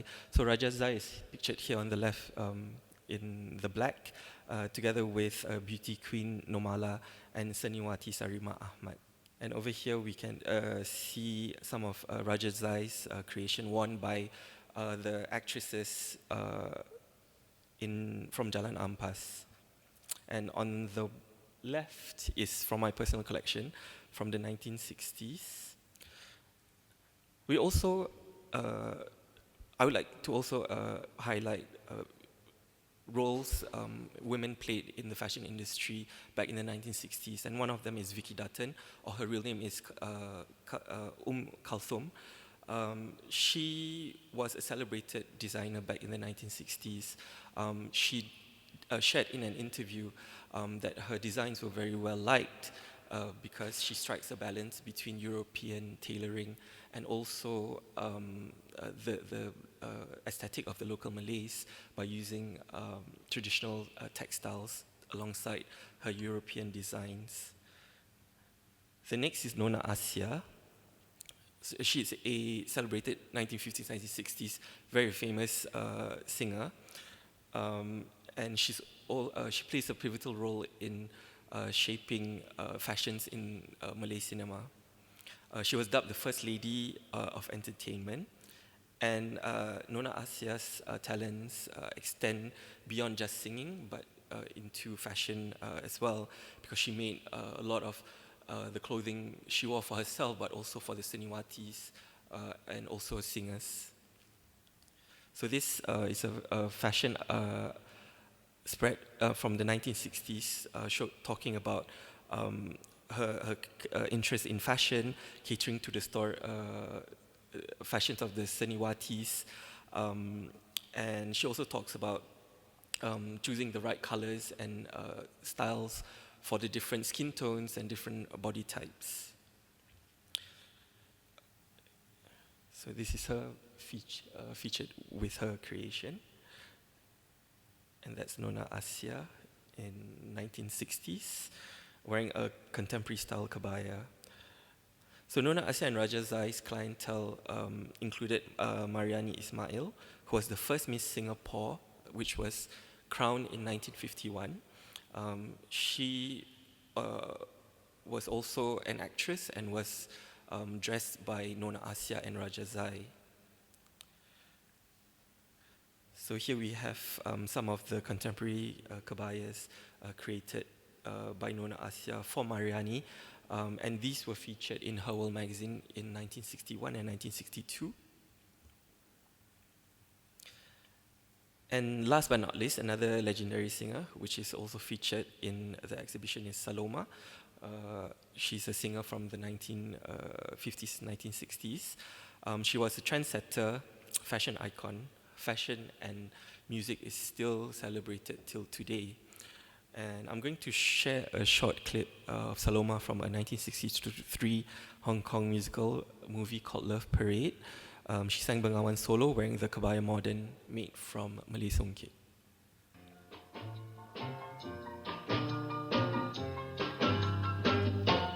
Bengawan solo riwayatmu ini sedari dulu jadi perhatian insanmu. Okay. Actually last year, Kebaya Society was approached by National Heritage Board to recreate a 1960s Saloma piece, which was the one that we just saw just now, the red songket piece. Myself and my partner, we were quite afraid of the backlash that we would receive as we were presenting to a conservative Malay Muslim community, because the garment in itself had a low cut back and it was very form-fitting. However, when the exhibition went on, no one actually spoke about the backless kebaya or the fitted form, but there was an online discourse talking about whether what we've presented is a kebaya or not, primarily by traditionalists who say that it's not a kebaya because it doesn't have a center front opening. Ironically, the debate and discussion was primarily by men. The women in the comment section were just celebrating it, how amazing and how beautiful, the garment was. I'm a guy myself, and when I entered this debate, I had to put aside my personal opinion of whether it is or isn't a kebaya, because women back in the 1950s and 1960s, we've provided references from interviews and fashion articles which referred to this style of kebaya as a kebaya or a kebaya modern, to differentiate this style of kebaya from the traditional one. And I think it's very important to include that in the narrative, because I think that debate sort of affected me quite a bit, because I think it's quite upsetting that people today, mostly men, tried to rewrite and change the terminology of what was already established by women back then in the 1950s, 1960s. And when I entered discussion, it's to amplify the voices, the articles that they have already that has already been established. Even K. Fatima, when I met her, when she was talking about her kebaya, she referred to it as a kebaya modern, again to differentiate from the traditional kebaya. And also with regards to the Singapore identity, the Singapore Airlines kebaya, I believe it's very much adapted from the contemporary kebaya. Although Singapore Airlines has attributed it to Pierre Balmain, I think that it's also important to highlight the Seniwatis and also the women in the 1960s who have played an incredible role in shaping Singapore's, not only just Singapore, but also the region's fashion. So yes. that is my presentation. Thank you very much. Thank you, Sophie. Viknesh Kobinathan is a programmer at Asian Film Archive, where he curates screenings, discursive events that examine issues affecting Asian societies, explore the art of Asian cinema, and further the film preservation mission of the AFA. Viknesh was previously the program manager at the independent cinema venue, The Projector. And extending from the theme of women in cinema as explored in Goddess exhibition, Viknesh will be speaking to the role of the archive in transforming the gaze and how Asian Film Archive casts new readings upon gender and film history through their luminous programming. He will also share about the process of discovering and restoring films, like they call her Cleopatra Wong, which is a section of the exhibition is dedicated to. So very, very pleased to invite Viknesh on stage.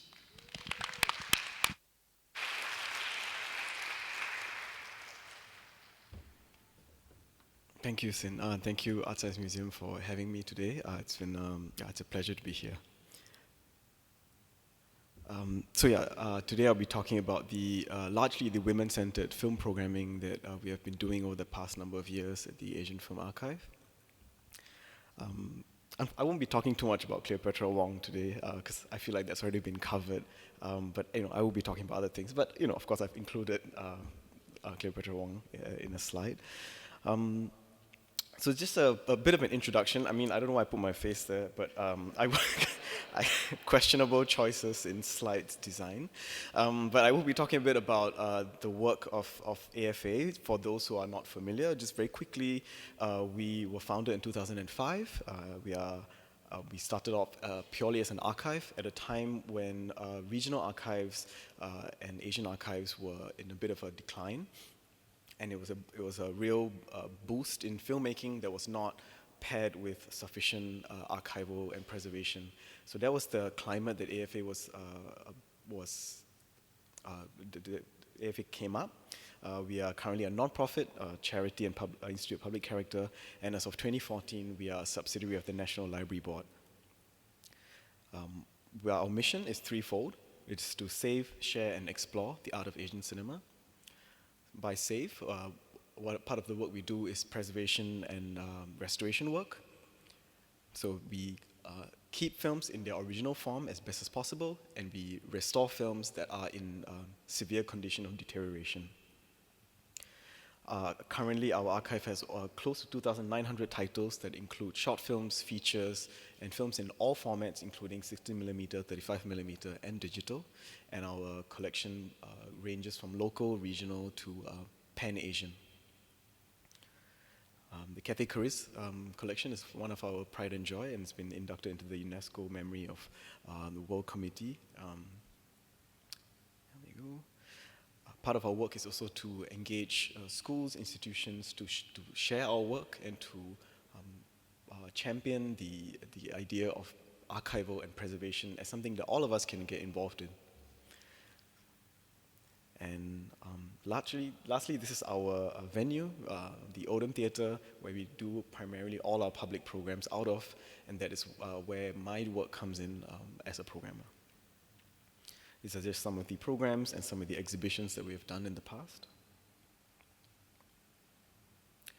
So I'm here to talk about three particular programs that we've done over the past 5 years that we have been running programs out of the Odom Theatre. Two of them were programs that we've done before, and another one will be a kind of a sneak peek of something that's coming up in June. So Faces of Korean Woman, this is the first major program that we did back in 2019 when our cinema opened. It was a collaboration with the Korean Film Archive, and it was in conjunction with the 100 Years of Korean Cinema.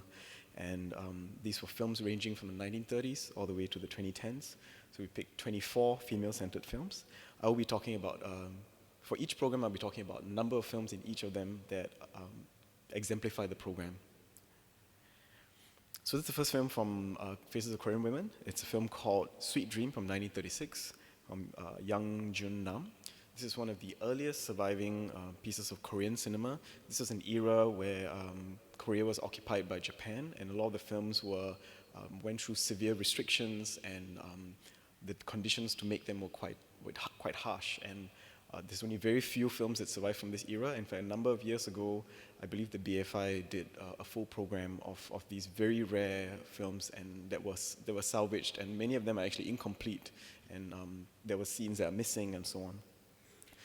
This is a film that talks about a traditional housewife who begins an affair and is kicked out of a house by a husband, and the newfound consequences and freedom that emerges from that.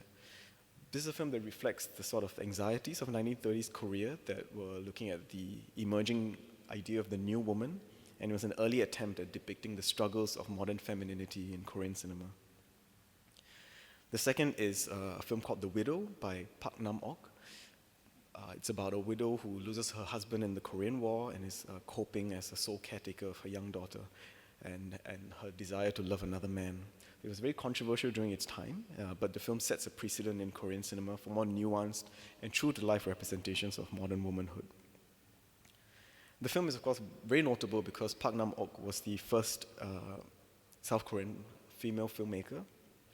Her husband, Lee Bora, wrote the script. Wanting to be a filmmaker was something that she always wanted, and she went through great struggles to actually make this film, shooting it on 16mm and engaged her older sister, who had a production company, and she could not afford a nanny while she was making her film, so she actually had to carry her daughter on her back while she was directing, and even cooked food for her film crew when her funds ran low. And despite all these poor conditions, she finished this film. And although the last scene of the movie is still lost to time, we now have the film in a somewhat semi-complete form. I think 45 minutes of the film exist to date. Unfortunately, the film failed to appeal to audiences at the time, and Park retired after the film, making this the first and only film that she made. Her advances in filmmaking paved the way for other filmmakers in Korea in the coming decades, and she's a trailblazer not only in Korean cinema, but in Asian cinema in general. The next program I'd like to talk to you about is Fatal and Fallen. So this is an example of a program that we invited guest curators to work with us, and we produced the program. The program looks at the trope of the deadly, fallen, and delinquent women as pictured in East Asian exploitation films, spanning the late 70s to the late 80s. Explores specifically Japan's sexploitation genre, Taiwan's black movie genre, and Hong Kong's girls and guns, and South Korea's hostess and thriller films. Whilst acknowledging the inscription of such problematic representations that many of these films, which were directed by men for salacious and titillating reasons, Fatal and Fallen attempts to locate the knowledge which arises from the genre by embracing the critical, political, and visceral space of social negativity in film. And through this, tries to uncover the dynamics of power, desire, through the bleak yet charged territories of exploitation cinema. So as I mentioned, it's a guest-curated film. It's a very small program of 9 films, and we engaged Sing, which is a UK-based visual art collective. Because the topics of the program needed quite a bit of unpacking, it was very important for us to have discursive events that looked deeper into the issues that we're doing besides just film screenings. So these included a public online panel discussion and a closed-door workshop with the students of the Wikimi School of Communication and Information in NTU. So this is one of the double bills that we did. It's 2 films, one that was made in 2020, a shorter film called The Woman's Revenge, and an older film which it was inspired by called Woman Revenger. So Woman's Revenge is from Taiwan. Both films are from Taiwan. It's by visual artist Su Hui Yu. It's part of his reshooting series where he looks at overlooked and censored Taiwanese titles that emerged out of the 3 decades of military rule. And what follows is a sort of arresting visuals with a slow, brutal bloodbath of heads being chopped off, throats slit open, and gushing blood. It's very camp. And it's loosely inspired by this film, Woman Revenger, which is by Ouyang Chun in 1980s. In the 1980s, where Taiwan was still under martial law for over 30 years, the violence of the dictatorship that emerged created this underbelly of cinema, which is now known as the black movies. At the time, because of its disreputable tone. It was actually buried to time, and it was not really talked about or addressed until relatively recently.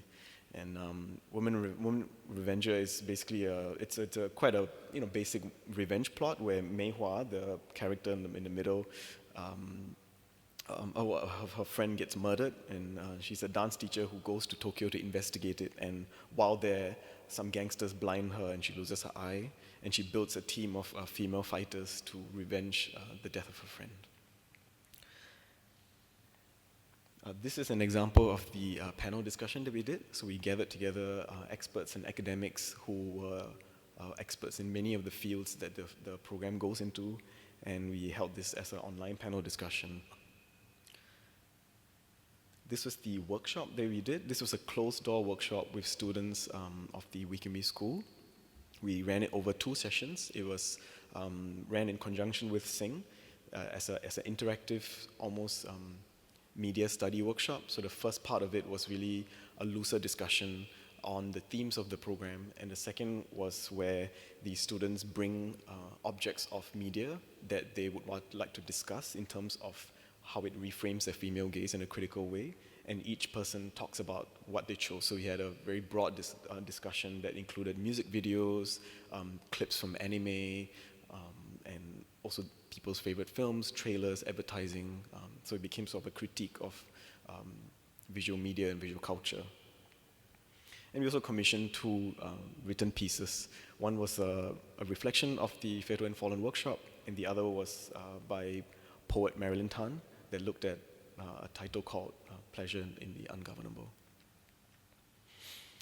So this is the upcoming program that we are doing. This has been something that we've been talking about in response to Goddess, and we've been talking to like Deborah and Keith and everyone to see how AFA would like to, in a way, add on to the constellatory discussions that are being talked about in Goddess.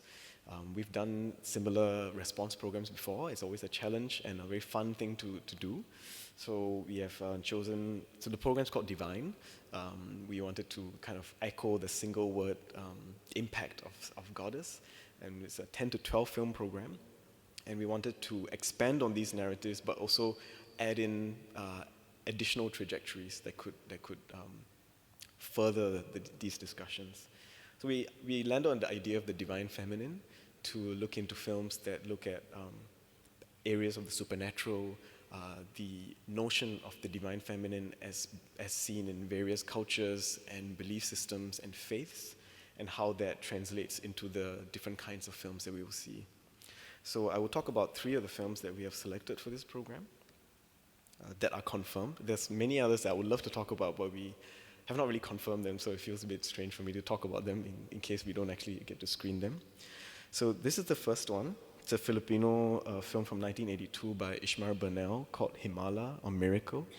It's about a woman called Elsa who gains mysterious healing powers after having claimed to see an apparition of Mother Mary atop a hill.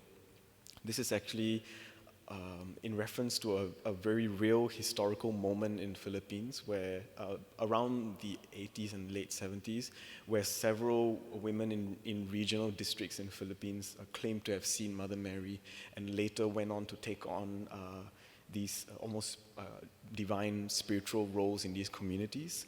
So this is an investigation into that, and it is starring actually one of Philippines' like screen goddesses, Nora Honor, and in one of her most iconic roles. The second film, one of my personal favorites, is a film that I watched quite recently and was quite stunned by. This is Ballad of Tara by Bahram Bezai. This is, it's a film that was only very recently rediscovered.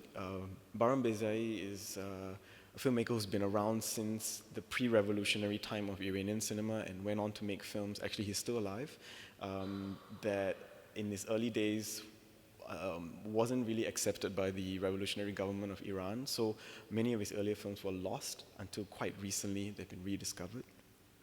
A Ballad of Tara talks about a woman who returns back to her hometown to bury her father, and only to find out that she's being confronted by a wandering ghost.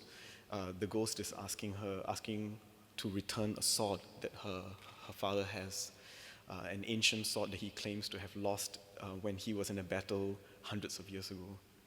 But only Tara gets to see him, no one else does. And what begins is a form of, it's a sort of love affair, because the ghost falls in love with her. And he keeps returning to say that I can't go back to the afterlife unless you come with me. And so she becomes this conduit between the supernatural world and the world that she exhibits. And the form of the divine takes on through this form of love and affection and cross-reality existence. The final film I'd like to talk about is A Night We Held Between by Noor Abed. This is it's more of an avant-garde experimental film.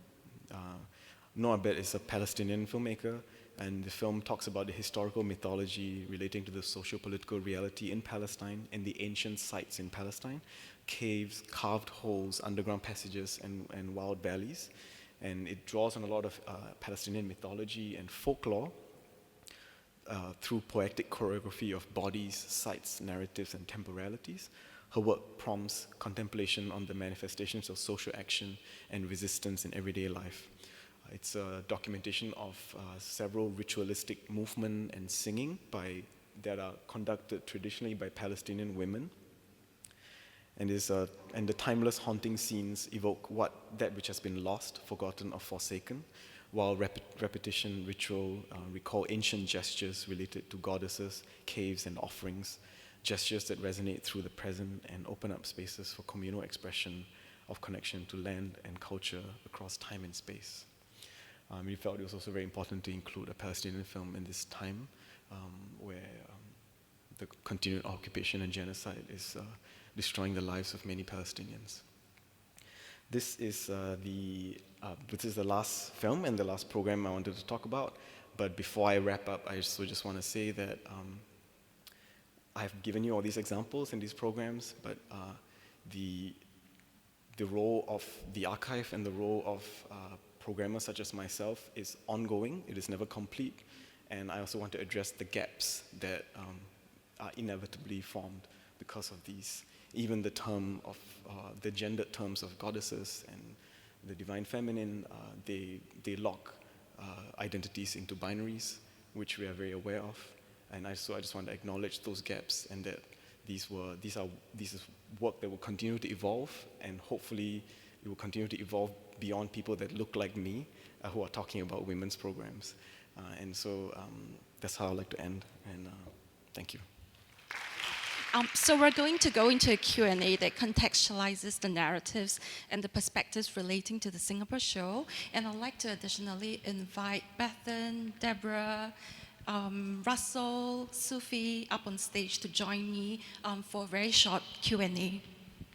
Before I start, I just wanted to get a sense of whether there might be questions from all of you that we can help prioritize. Okay, okay, Mr. Goh. Can we get a mic to Mr. Goh first?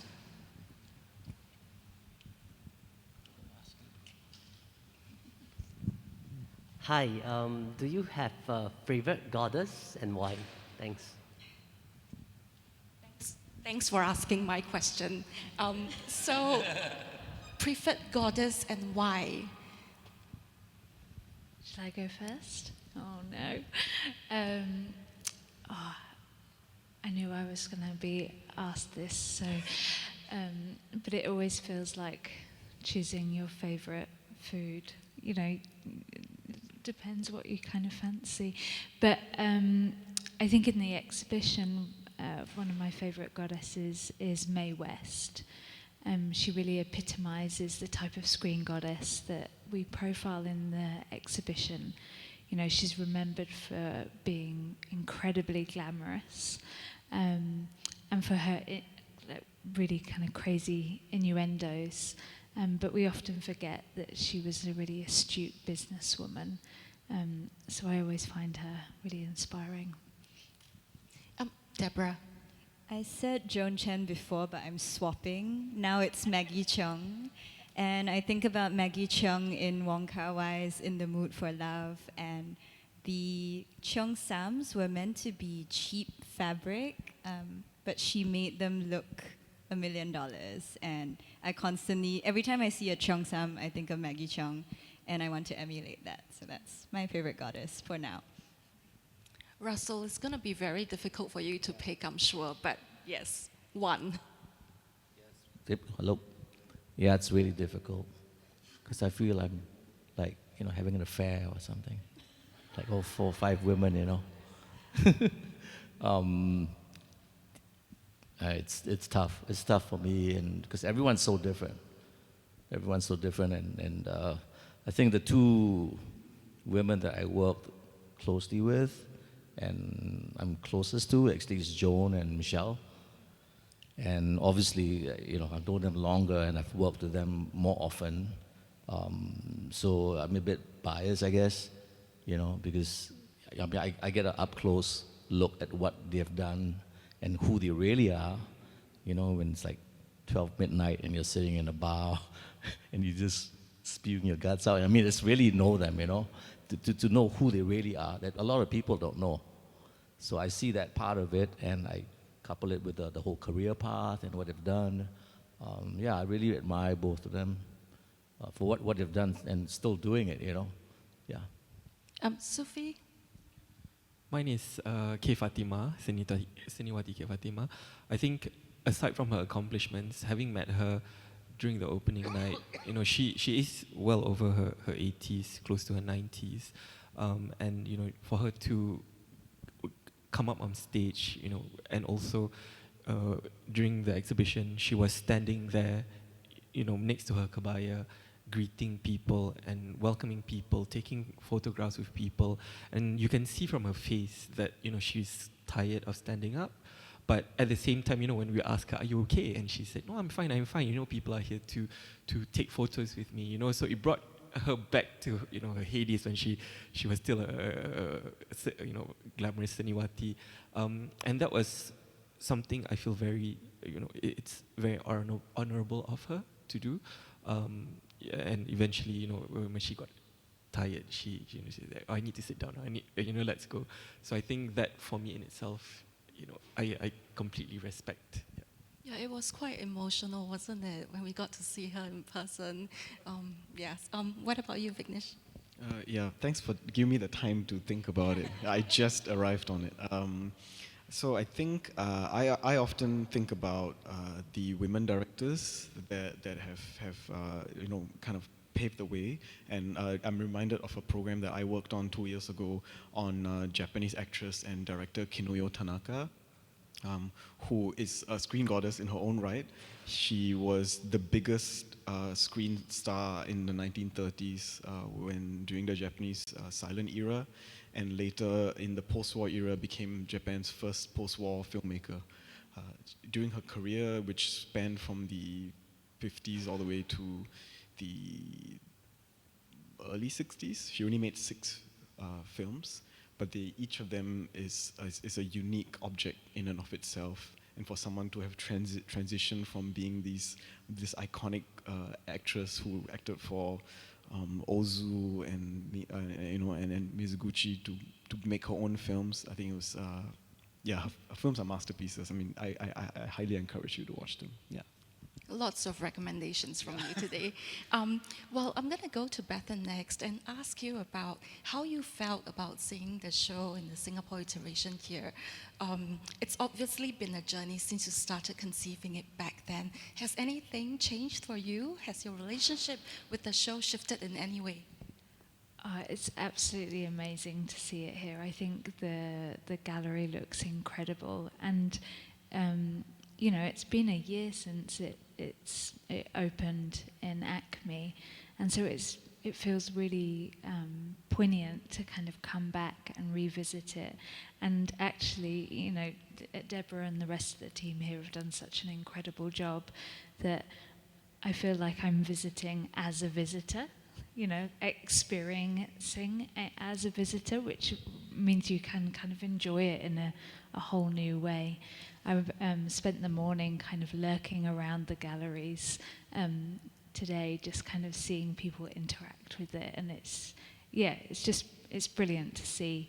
When I was in the section with Mina Kamari, one of our screen goddesses, some women were singing along to the song and knew the dance moves, and I just thought, it's just brilliant to see it, you know, from having a kind of a post-it note of her name in my bedroom in the height of lockdown to now seeing this show and seeing it tour and kind of resonating with audiences.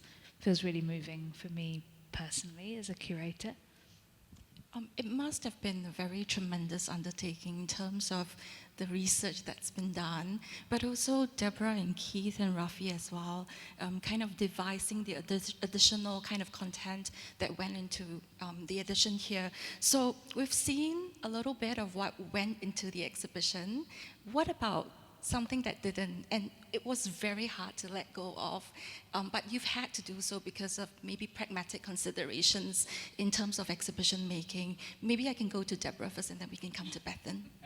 Such a difficult question. No, I'm kidding.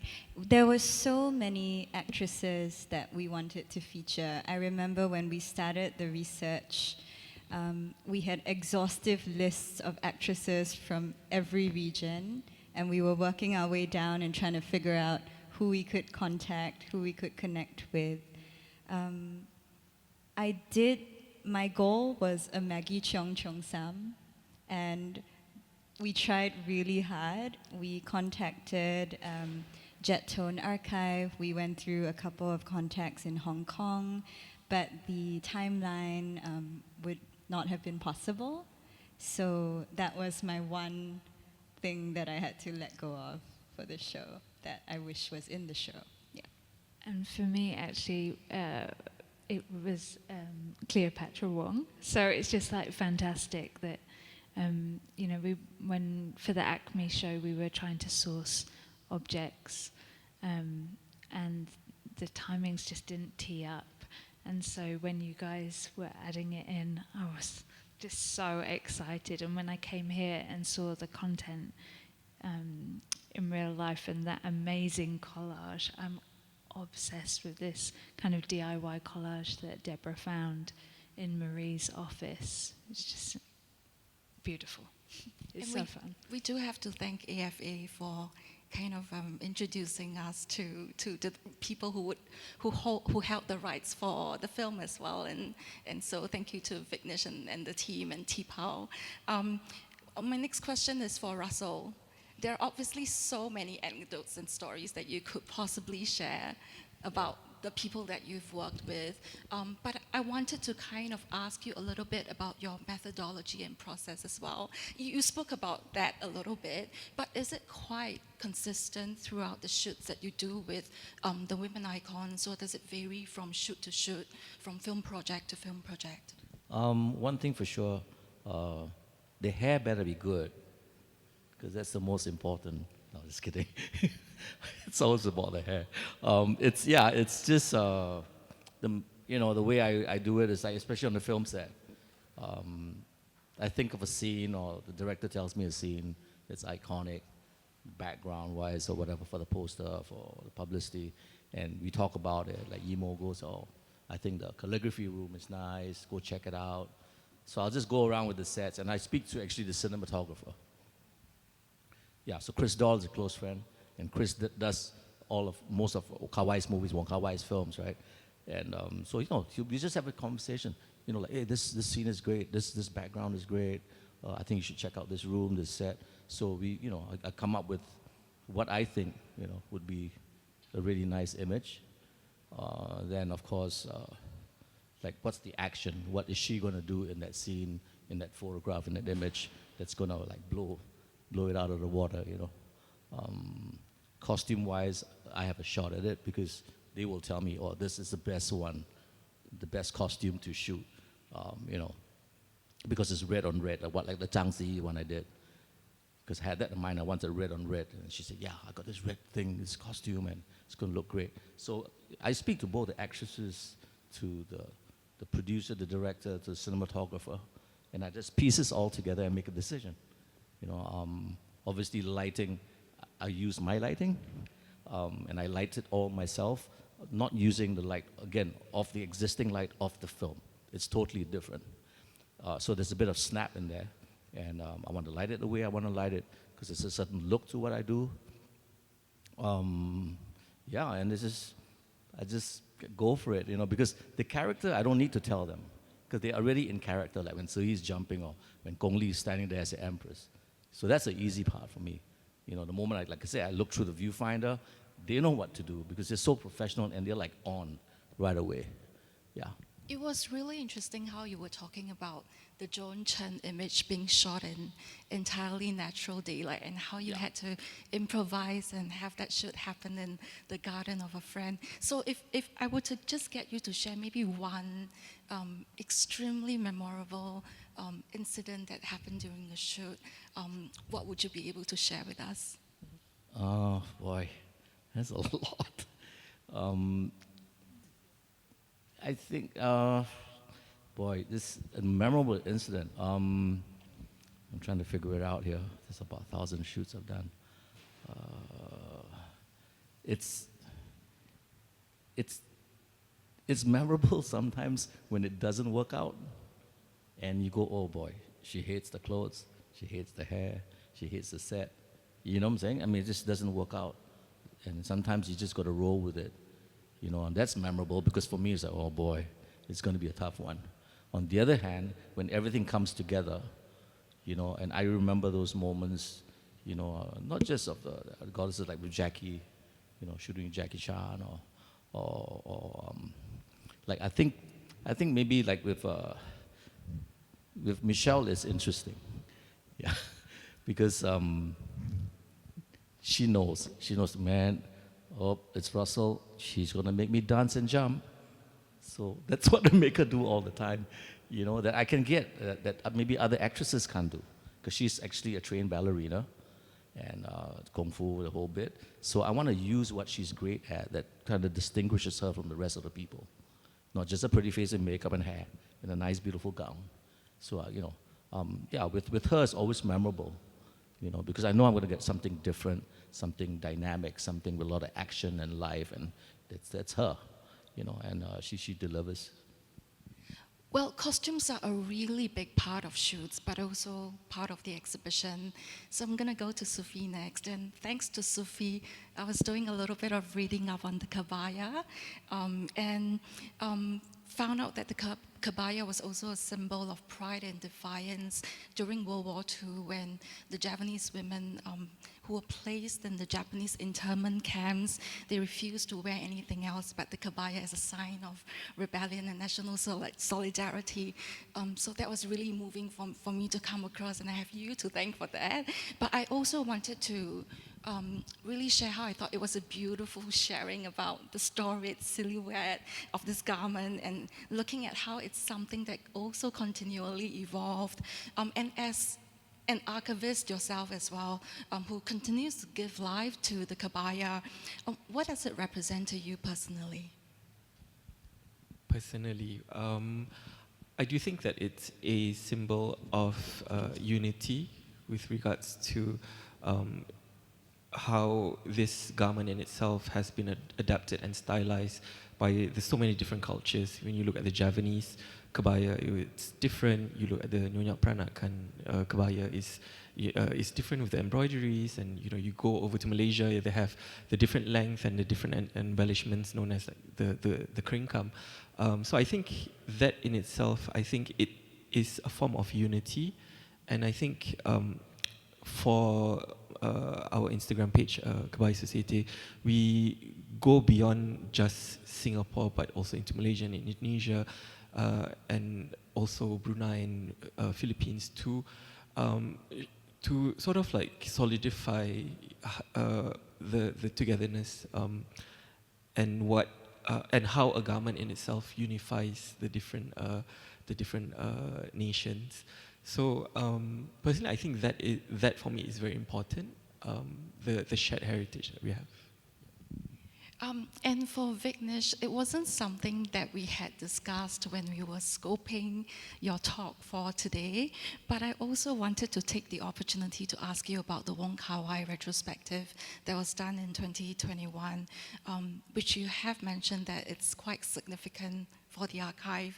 And women icons of Wong Kar-wai's films made it into film history is so much a part of our public consciousness. And I wonder if you could share anything about the program with us today. Sure, yeah.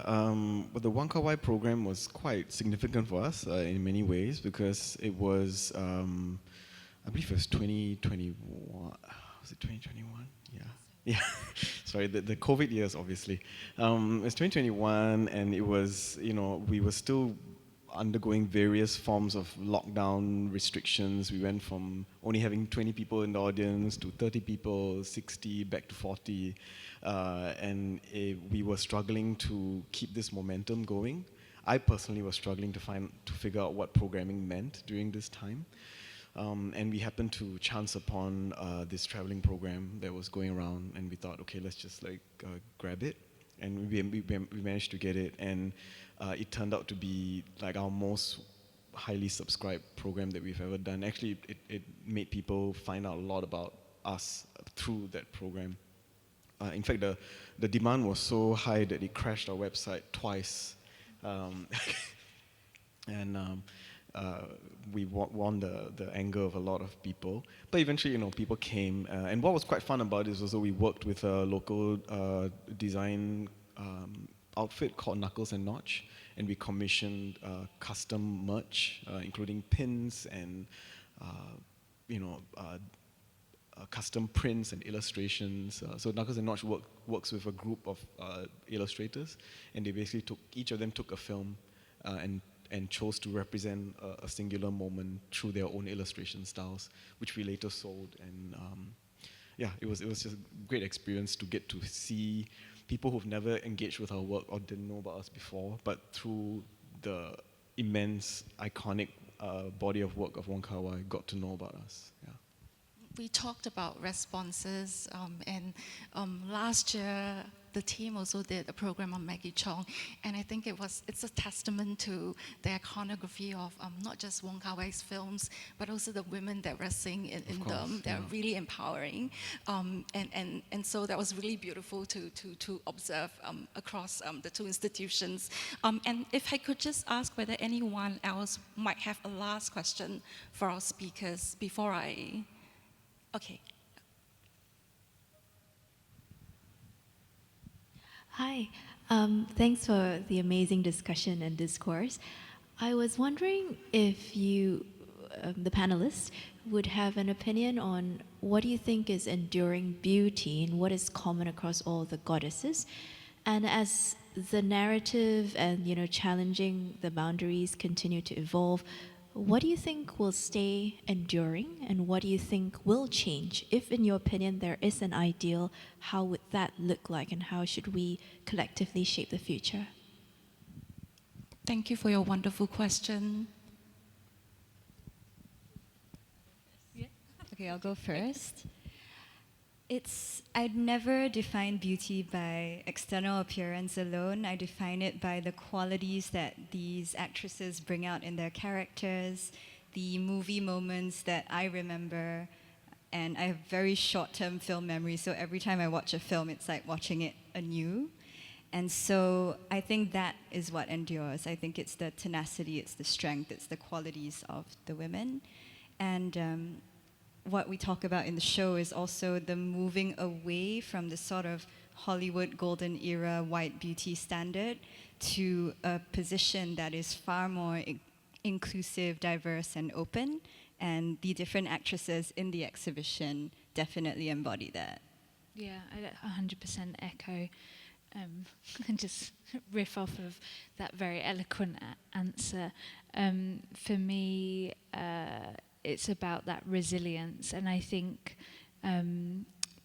why we respond so well to your portraits as well, Russel Wong, is that you connect with that person not simply because of their beauty, whatever that might be, but it's about their strength of character, it's about the story that they're telling, and I think it's that resilience, and it's the cumulative effect as well. And I think that's what the exhibition shows, that actually it's the cumulative effect of these women working across moving image history, that it isn't just the one, which is why it's always hard to choose a favourite, but it's actually that multitude of voices. And I think, and I hope, that our industry will continue to challenge that dominance of Hollywood and actually start dismantling that. And I'd like to see, a greater diversity in mainstream films that aren't American.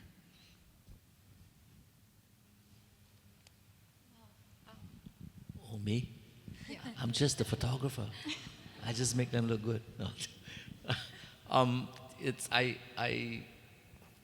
Sometimes I ask people why they like my photos, because it's not so obvious to me. To me, I just do it. And a lot of times they go, somehow when I look at your pictures, it just seems authentic and real, and like the person you shoot knows you well and just takes that facade, brings that whole facade down. And maybe unconsciously I was trying to do that, to try to shoot the person, and big deal with the costume and all that, right? Hair, makeup, lighting, but still, the core of the person, where she is, you look at a picture, that woman's sincere, and she's really giving it all, and to just show all the qualities that she has. Yeah, that's the tough part, actually, of doing a portrait. Because if she just locks you out, she doesn't like you, she will not, that part of it will not show in the photograph. And you can tell in the eyes.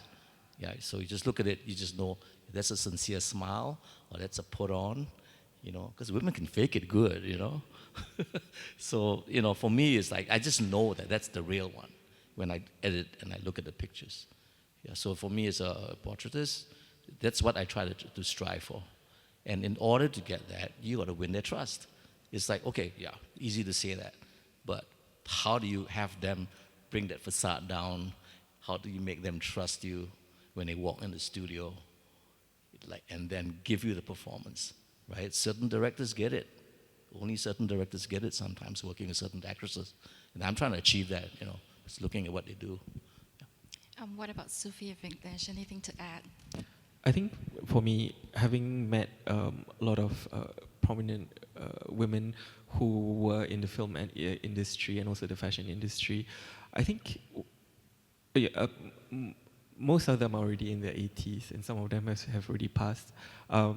When we interview them, there's this certain aura that they exude, and it's the confidence that they still carry with them, which is so quote-unquote attractive, because it is very charming, the way they exude the confidence, but at the same time, there's something humbling behind, the way they carry themselves. And a lot of the Seniwatis that, that's still around, I think you can still, see the way they carry themselves in public. It's not so much, how women should behave, but more so, they carry themselves in a way that they see appropriate, where they think, okay, this person I need to be, a bit strict with, or this person I can be a bit shady, I can be a bit sarcastic with them and things like that. So it differs from different person to different person. So I think that in itself is,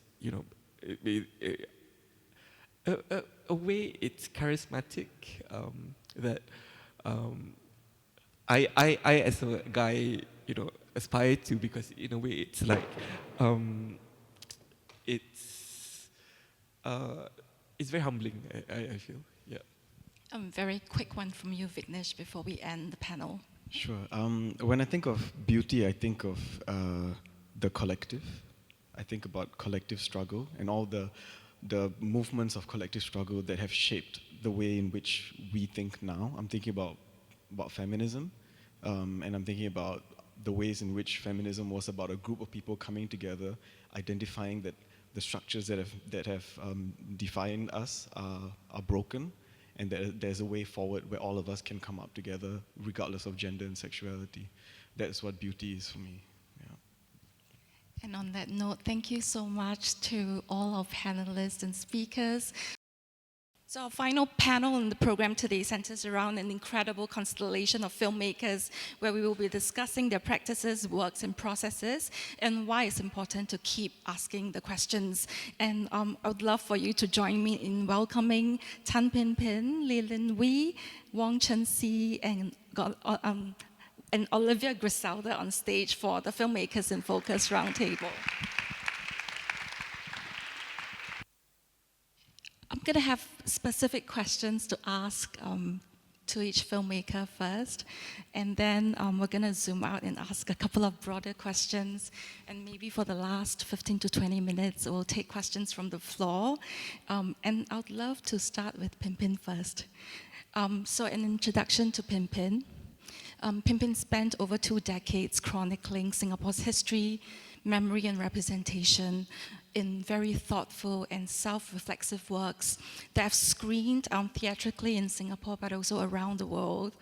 She's known for her unique visual poetry and piercing insight into a city-state that is in a state of perpetual flux. She's the director behind Singapore Gaga, Invisible City, In Time to Come, Pineapple Town, which was Singapore's entry to the Oscars, and To Singapore with Love, a film about Singaporean political dissidents living in exile that was banned by Singapore censors on the grounds of undermining national security. But I'd love to talk about Pin Pin's most recent work today, and that's Walk Walk, and it's a public art installation sited at the Kampong Baru bus terminal. And the installation consists of a ticket office that has been converted into a cinema, and in it plays a video that she's made connecting the idea of walking and freedom. And she unveils women in contemporary Singapore who create space for themselves and others as they walk.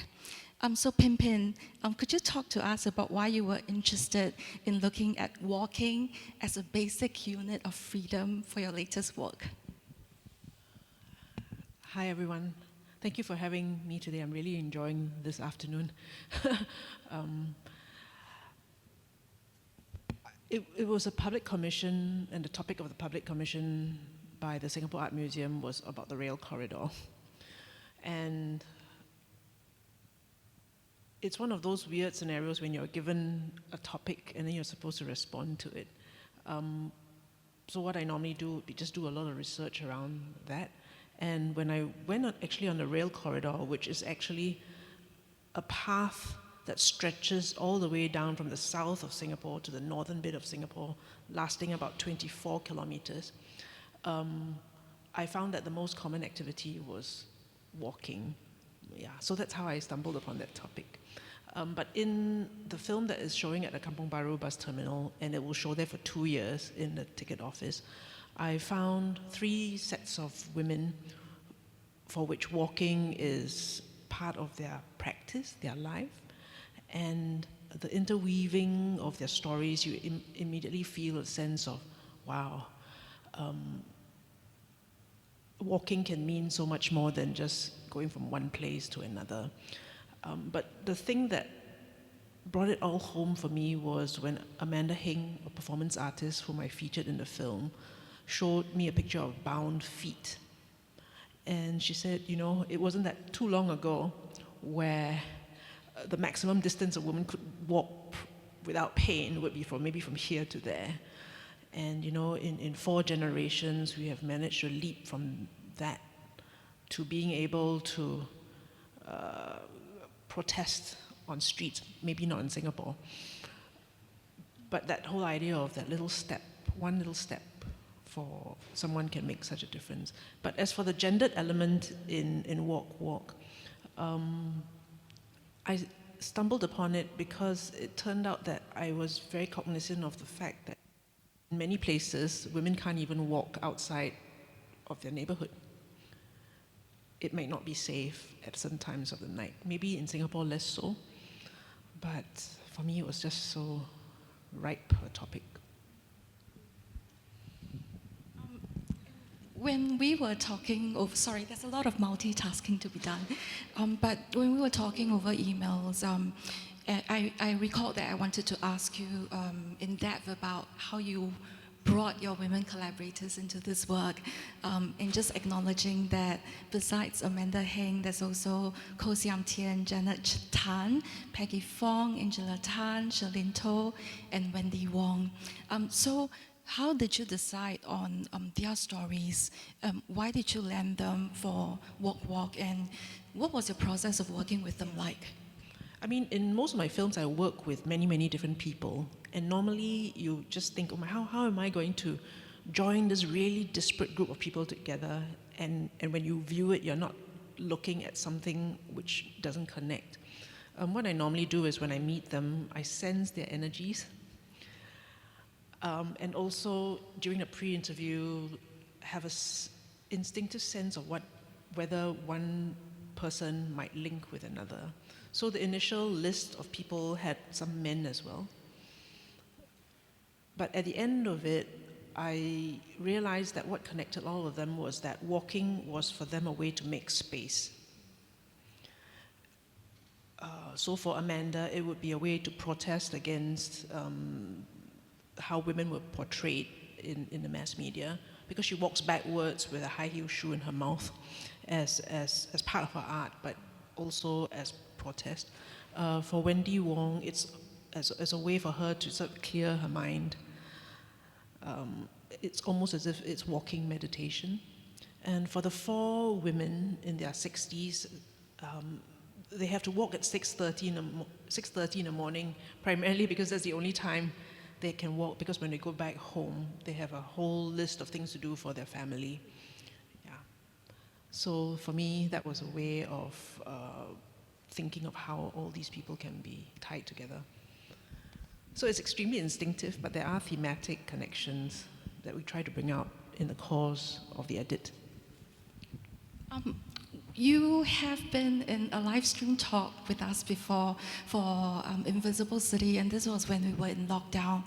And I remember when I was doing my research around Pimpin, something she said was that before each interview, she does an incredible amount of research, which she just brought up as well. And in the research, she would isolate a list of questions that she felt that the audience would need, whose answer she felt would craft a picture of what she's trying to communicate. Was that very much the same process for Walk as well? Yeah, pretty much so.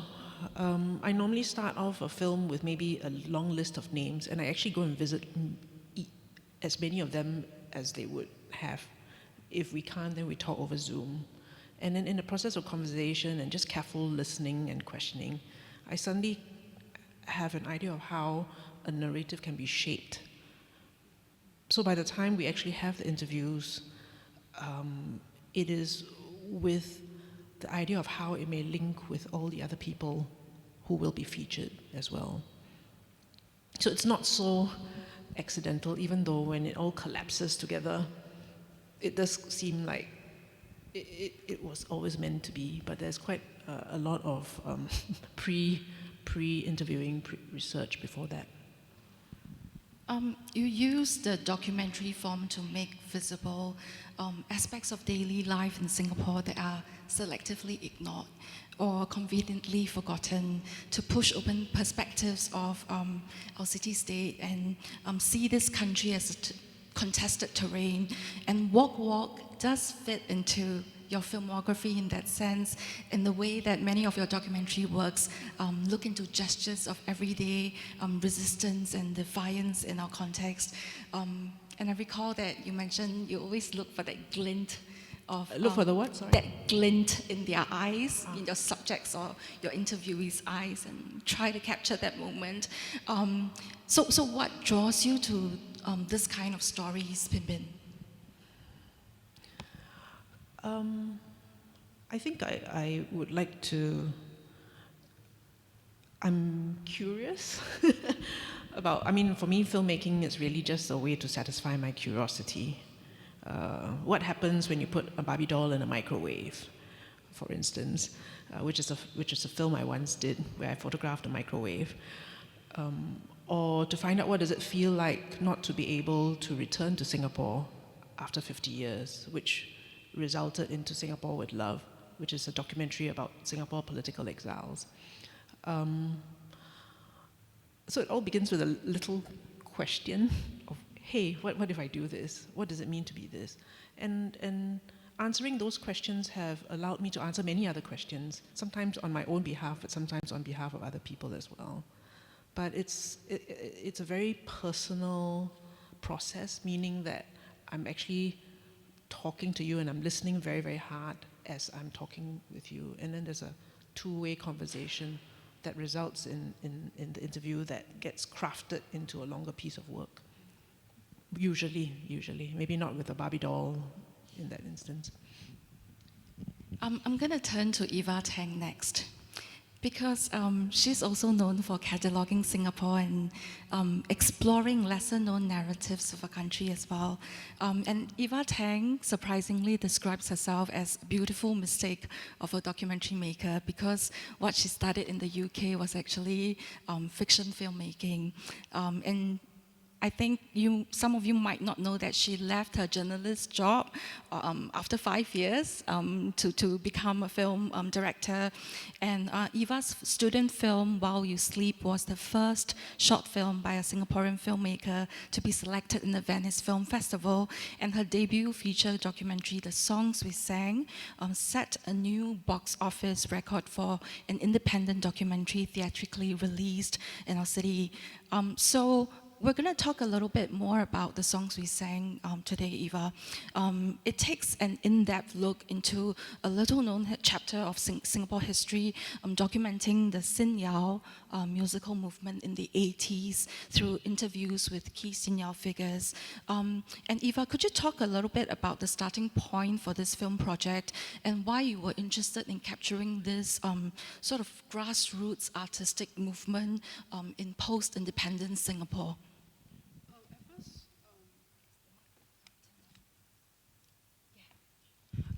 At first, I was commissioned to do a very short 10 minutes opening short film for a Sin Yao 30th anniversary concert at Esplanade Theatre. So it was only 10 minutes, and a lot of people for that 10 minutes to cry after watching that 10 minutes short film that I did. So I thought that, okay, there's something nostalgic element that people want to look back at why certain things that have been lost. So when I look back at the short video that I did, I realized that it's the Chinese language that a lot of Singaporeans felt that they've lost that. So I started to do interviews with different generations of songwriters. And I realized that through my interviews, I can really see, even though in a short span of time, like 10 years, that the way they speak Chinese is so different. So when I interview the older generations, the way they speak Chinese is very fluent. When I edit it, it's very smooth. I don't need to stop here and stop there and then try to piece things together. Then when I go to my generation, then there's a little bit of English coming in. They speak Chinese, then a few words of English. Okay, so that's what I can relate to. Then when I interview like Stephanie's son or like JJ Lim, like they're the younger generation of, they say that they learn Mandarin so difficult. So they had to put like Kit Chan, they have to stay in Taiwan, they have to leave, like JJ have to live in China for a long period of time in order to understand how to speak Mandarin again. So when I put these interviews together, I really realized that through these interviews, you see these familiar faces of Singaporeans. You just see, you can see the faces of Singaporeans have changed. It's like, now I can understand why we're being described as the most westernized Asians. Singaporeans are the most westernized Asians, so okay, I can really relate to that. And also there's an audience who texts me to say that after watching the songs we sang, she said that actually I find a new title for your documentary, Why Am I a Banana? Okay, so it's like, so this is how Singaporeans relate to the documentary. And also because it's this aspect that I want to capture, and also another part of it is also about our Chinese song making. And because we really have contributed like J.J. Lim and Stephanie San and Tanya Chua, all these very good songwriters. They're well known in Taiwan, Hong Kong, and China. But why is it that now that we have very, very good musicians in Singapore, but in terms of writing lyrics, in terms of Chinese lyrics, we don't really have a lot of Chinese lyric lists now. Okay? So they have a lot of good, Singapore have a lot of good musicians, but we really have to hire like Taiwanese or Hong Kong people to write the lyrics for them, or from China. So, but then when we look back, we do have very good songwriters at that time. So that is something that I want to show to the younger generation artists that, when they started writing music, they have nothing, they have nothing. So they just have an urge, they have dreams that they start to have this Sing Yao movement. Then we have this music heritage that we have now after 30 years. But then it's to tell us that making art in the time of desert, when they say that, when they sing about that, it's like there was no references for them. So I really applaud them that they really have the courage to really leave a lot of music heritage for us. It actually inspired us that even though the road is very difficult, but I sense the kind of passion that they have, and I wish this passion can continue for a younger generation, that even though making art in Singapore is quite difficult, but please look at them, they've really gone through a lot of hardship. So I think that's what I really want to show for the audience in Singapore. I think for those of us who have seen the songs we sang, what was very moving was that it really explored aspects of Singapore's education history that we don't think enough about. And I wanted to bring up two other films of yours, From Victoria Street to Ang Mo Kio, which was your 2019. It's considered a hybrid documentary film, and it similarly explores Singapore's education history, its major reforms, and it archives the very precarious, slice of history of Singapore's first Catholic Chinese girls' school, CHIJ St. Nicholas Girls' School, and also your Cantonese short film, The Veiled Willow, which adapted from Singaporean woman writer Sun Ai Ling's work, in some way also feels like you were trying to urgently catalogue Cantonese culture and cuisine. So I don't know whether I'm right in saying this, but there's this sense of loss, a loss of culture, a loss of language, of memory as well, that seems to permeate your films, and but also a resilience and a resistance that's quite beautiful to encounter, that seems to come through. And I was wondering whether you might like to talk a little bit about that. Okay, for me, because I studied Chinese and English as my first language, and I always experienced that why my Chinese text is always changing. Because after I've used this, I cannot pass down my Chinese text, because I can see that my Chinese text was being simplified as we move along. So I can feel that, okay, I'm really last generation that can speak more fluent Chinese. So that means that I can also relate to my older generation, that I can feel their sense of lost. So that's why that whenever I got work being commissioned, they always want me to do Chinese work. And I also gladly do that because I really love this language. And from Victoria Street to Ang Mo Kio, because it was commissioned by my school.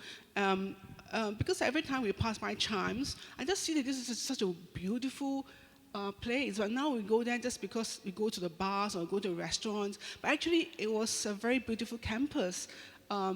It was the original school site for CHIJ and St. Nicholas Girls' School.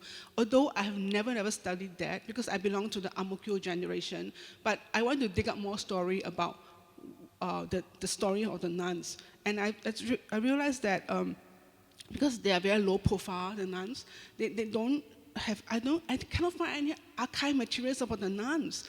So I can only get its oral archives from the students or people who work with them, and I have to piece together all these oral archives. If there's two interviewees who say the same thing, then I will believe that. Okay, so I will structure from there, and I construct a narrative for the black and white staff, which is the nun story, which is about the CHIJ chants near Victoria Street. Then from when we moved to the Amokyo, we have a new principal who likes to archive a lot of things with photographs. So that part I can deal with documentary stuff because I have a lot of real archives, videos, and photographs. But for the nun part, I just have to reenact a lot of stuff. And I just find that this principal, Sister Francois, who I've never met, she's a Cantonese.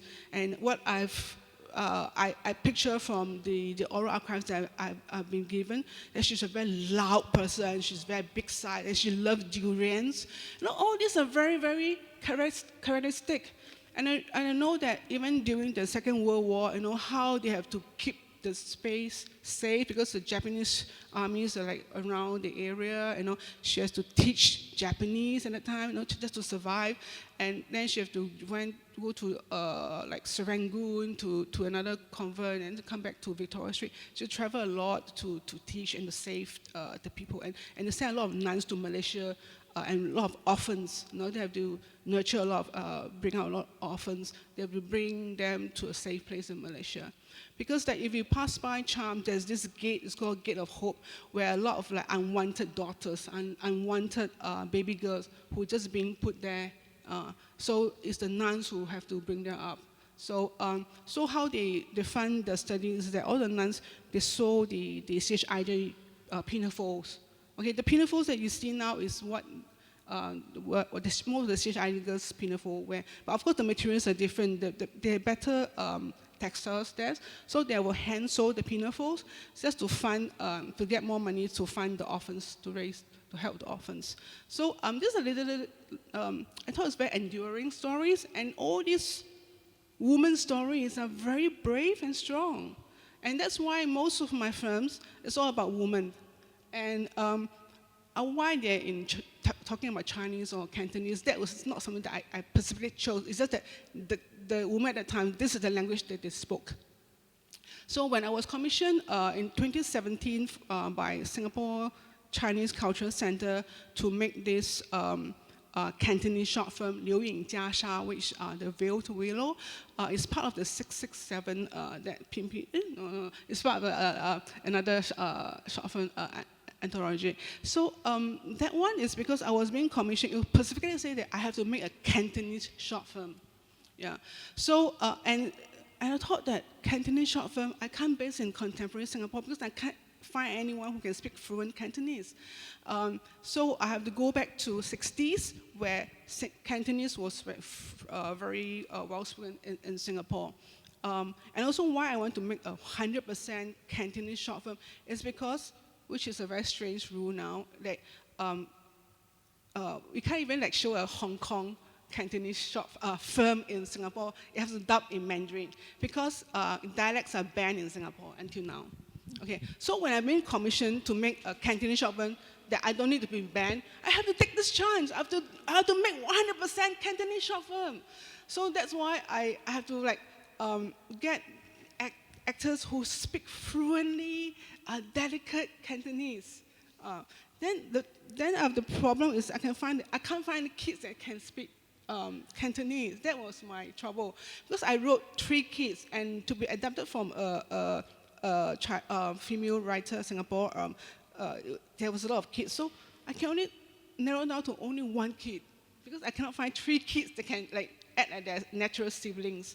So I just narrowed down to 1 kid who can speak Cantonese because he's from Hong Kong. Then I had to put another little girl as his little sister, but I just have to reduce her dialogue. So she just speaks naturally. Yeah, like cheese. You know, I like to eat cheese. That kind of thing. So yeah. So it's like I just changed the dialogue to a bit of Mandarin that they say, oh, now in school we are not allowed to speak dialects anymore. We have to 学华语. You know, we have to learn Mandarin. So then I just changed the dialogues. Yeah. So that was a fun memory of making that Cantonese short film. And I'm gonna go to Lilin next. And Lilin, this is your second time, I think, speaking in this space. So welcome back. an introduction to Lilin Wee. Lilin is director at Bobbing Boy Films, and she's considered one of Singapore's pioneer filmmakers. She's also considered a master in the short film genre, but she is similarly very well known for her feature films, and those include Gone Shopping and Fever, and she makes music. Oh, sorry, Forever, yes. Forever. And she makes music videos, but also branded content and audio plays, which you can find on her website. And in 2018, I think a lot of us would know that Lilin was commissioned by to direct Singapore's National Day music video, We Are Singapore, and it became the highest trended video on YouTube in Singapore for that year. So Lilin, I think those of us who have come to share fondness for the work that you've done, we know that there's a very distinctively warm, sensitive, slightly whimsical style to your films. And it seems like you've always been interested in characters who are trying to find their place in society. And perhaps that's also why they feel very human and relatable. And I wanted to take the opportunity to ask you specifically about Interwoven, considering how it shares thematic threads with Goddess. Would you start by sharing about the inspiration behind this shot with us? Sure. Interwoven was actually a STB commission short film, and it was commissioned in 2018. So after I did NDP, and that was my first time doing something so nationalistic. Subsequent quite nationalistic gigs started coming, no complaints. I was like, great, I got work. And but the nice thing was that so STB gave me some KPIs that they wanted to meet, but they also said, we want you to bring all this together in the narrative. And I had to work with actors and non-actors, but I quite enjoyed that because I did that in Gone Shopping and in a number of my short films. And so yeah, it was basically about this lady, Noor, who owned a little textile shop, and no one took her seriously, especially her children who, more interested, like, I'm going to make a short film, Ma, you just cook for us. And so it was also about my relationship with my mother, I think, and I remember always since I was young, my mother liked to buy me things, clothes, swimming costume, and I would never wear them, and I would put them one side. I said, Ma, that's just really not my style. So I kind of drew from that inspiration and how Noor herself wanted to be recognized as someone who was creative. She may not have had the background or the training, and she just had, she had her family, she had a little boutique in Arab Street. So it was kind of like her coming of age in a way. And I realized that of late, I just turned 50 not too long ago. I've become quite interested in this coming of age again of women and their middle age. I don't know if that makes sense to anyone. And yeah, so I've been kind of keen to explore that in some recent films. So basically it's about that. And we had a blast. I was a big fan of Ivan Heng. And, we got to work with some just really wonderful people and, and to reconnect with some actors that I hadn't worked with in a while. So it was a lot of fun. Yeah. That was very interesting. I just found out that you wrote your own experience into this short film. I did. Because the next question is about another film of Lilin's, and I wanted to mention first that I also read that Lilin, when she writes, she's always inspired firstly by a character who moves her or troubles her or reflects upon herself and the people that she encounters. And similarly, you wrote your own experience into your short film, Areola Borealis. That's right. Could you tell us a little bit more about this film? Sure. So again, about a middle-aged woman coming of age. So in this screen grab, these are her daughters. So when a lot of my friends actually got married in their 20s, which is not. I think a lot of Gen Xers got married later, but a few of my friends got married in their 20s. But a lot of women now, interestingly, I noticed Gen Zs are thinking of getting married. So a conversation for another day. So anyway, this was at a true story, based on a true story. I was at a wedding of a friend's, and I was one of her TMA, just help out, Not, she had no bridesmaids, so it was at RELC, and her bra broke. And then and we've been friends since primary one. We're not exactly the same size, sorry to overshare, but for women, that's, since it's a theme on goddesses, think we, should be celebrating all our shapes and forms. And anyway, so in the true story, she said her bra broke, but how I found out was her mother came down because it was during the wardrobe change, and her mother came down to tap me on my shoulder and said, because I was the only classmate from SCGS was there. She was a slightly polarizing figure, so for some reason I was the only friend from SCGS who was there. And the mother tapped me on the shoulder and said, Lynn, I won't say her name, G's bra broke and you need to come up now to do something. So I was like, oh my God. Okay, so I ran up to the room, and then immediately I saw a disaster. Her mother was screaming at her. It was just chaos. She needed to come down. Second course, everyone was waiting. And I said, you know what? I'm just going to lend you my bra. Let's not even think about anything. So I went to the toilet, and I did not have the right bra. I had a sports bra, and she was wearing a bustier type dress. So I cut my bra. And there was no scissors, so I used a pair of nail clippers. So it was quick improvisation. But it was this real bonding moment that we had that I kept thinking about. And I said, one day I really wanted to make a film about it. And I had a friend who, from ACJC, who happened to own a hotel. Isn't it nice to have friends who own hotels or ArtScience Museum? And he said, yeah, Lilith. I saw him at the ACJC reunion. As filmmakers, we're quite sharky, and we always look for opportunities to exploit. And so I said, can I shoot in your hotel? I kind of got this idea. He said, sure.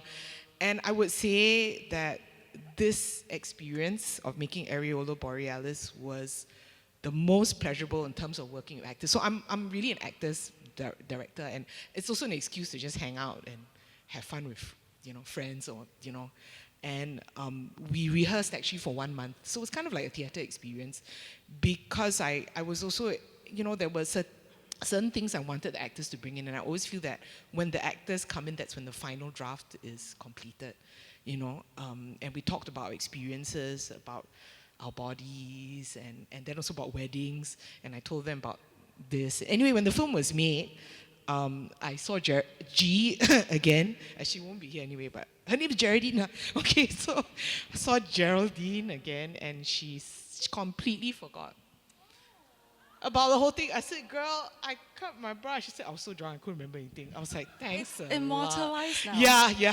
I sent her the link, but she didn't say anything. I think she just flew over her head. But again, so the protagonist is, so I decided to write the story as the protagonist. So I was I was one of the TMAs, but I decided to write it as the mother of the bride, because I felt she had the most stakes, because it was the mother who came down to sort of in a panic, call me and Lillian, please help my daughter, because a lot of times you realize weddings, especially for I think Asian families, and it's changing thankfully, but it's really for other people, and I had a kind of too big a wedding. My husband and I are quite introverted. We should have eloped. So our wedding was like, well, what are we doing here? We might as well have a hologram of us. We really didn't know what the heck was going on. But anyway, okay, let's not get into that. But I love that I got to ask you about this question and then the stories that came along with it. But also this segues very nicely into my next question for you, which is that you shared a little bit about how you also audition very exhaustively for your films. Yourself and your team, and you've worked with a very diverse cast over the last 2 decades. If you want to know how diverse Lillian's short film filmography is, you can always go to her website. And I wanted to ask whether there's an actress who have stood out for you, not just in her craft, but also as a person. Oh gosh, every single one of them. Shi Xuan, this lady here, she's a Chinese theatre actress, I think you might know. I feel I've been really blessed. I think every single one of my projects that I've met some amazing really some amazing actors, and you know, for film you're not paid much if anything at all. You say, okay, can keep the wardrobe, you know. Yeah. And I think that you know, I like the spirit of collaboration, so I really like working with actors who take whatever I've written and just bring that to the next level. And of course, if we get along as human beings, it's just perfect. And I've been really lucky, especially for the last few projects that I've done. And so, I mean, since we've got this image, I would say both Sishian and Sajini, they were amazing. And they became like, I mean, we were so tight. Then after the film ended, we still hung out, and we still have our chat group. And, you know, I think it was a really special experience. And I think as a director, I think a lot of times it's like Pimpin mentioned, it's for us to create an environment as well, where people can do their best, you know, because it's a creative collaboration. It's also vulnerable, it's scary. Sometimes they're doing things like that they haven't done before, and they have to expose themselves. Nobody had to take off their bra in this film, but you know, they have to expose themselves in so many ways. So I feel a lot of my job as a director is also to find people, like Bin said, you know, that, you know, you just see that glint in their eye, and you have that connection with them, and then you just go on this ride together, and you know, makes it worth it. So yeah. And I'm going to come to Wong Chen-Hsi. Chen-Hsi is, she debuted her first feature film, Innocence, in 2012. And it was shot on an independent budget with non-professional actors. The film premiered in competition at the Rome International Film Festival, and then it went on to win several awards. And Chen-Hsi is interested in character-driven stories as well. But stories which probe liminal spaces in our contemporary life. And she's currently acting chair and associate professor at the School of Art, Design and Media, NTU, where she teaches film directing and writing. So Chen-Hsi, I'm gonna start by asking you about Innocence, which is a really delicate film that explores adolescence, yet it's not quite a straightforward coming-of-age narrative. It also similarly looks at the theme of loss within, I guess, a paternal landscape of Singapore's city-state. And this was the first film, if I'm not wrong, that you made after you returned to Singapore from the state. What were you interested in exploring and articulating with Innocence? Gosh, I feel that was a very long time ago. I actually came back from the States particularly to write this film. I actually had a grant from the Film Commission to write the script. At that time, they still gave out screenwriting grants. I don't know if they still do. And I knew I couldn't write the script while I was in LA. I was actually working on a script about 3 young Mexican children. But I wanted to tell this story, and I think I wanted to capture this, you know, period of, you know, sort of very sort of, you know, a sort of space where people, you know, are changing and the world is changing, and I wanted to capture this very sort of evanescent, you know, feeling, and I felt maybe it was something about Singapore that, you know, I had lost, and, you know, I wanted to, you know, put it into, you know, put it up on screen, and the interesting thing about shooting this film was that I wanted it to feel timeless, and we ended up shooting a lot of the film on the KTM railway tracks. So that's what became the rail corridor. And this was probably the last, you know, I mean, I think we shot this about 1 year or less than a year before everything was torn down. So I think the very last, you know, trains that ran through Singapore were captured in this film. And I'm looking at this now. I haven't looked at the film in years, and I also remember that Lynn and Charles were instrumental in helping me get this film together, and it was Charles, you know, her husband, who also helped with pickup shots, and we were down in that longkang for a very long time, and it was raining, and so it brings back all sorts of, you know, memories as well, so, you know, thank you for bringing it back.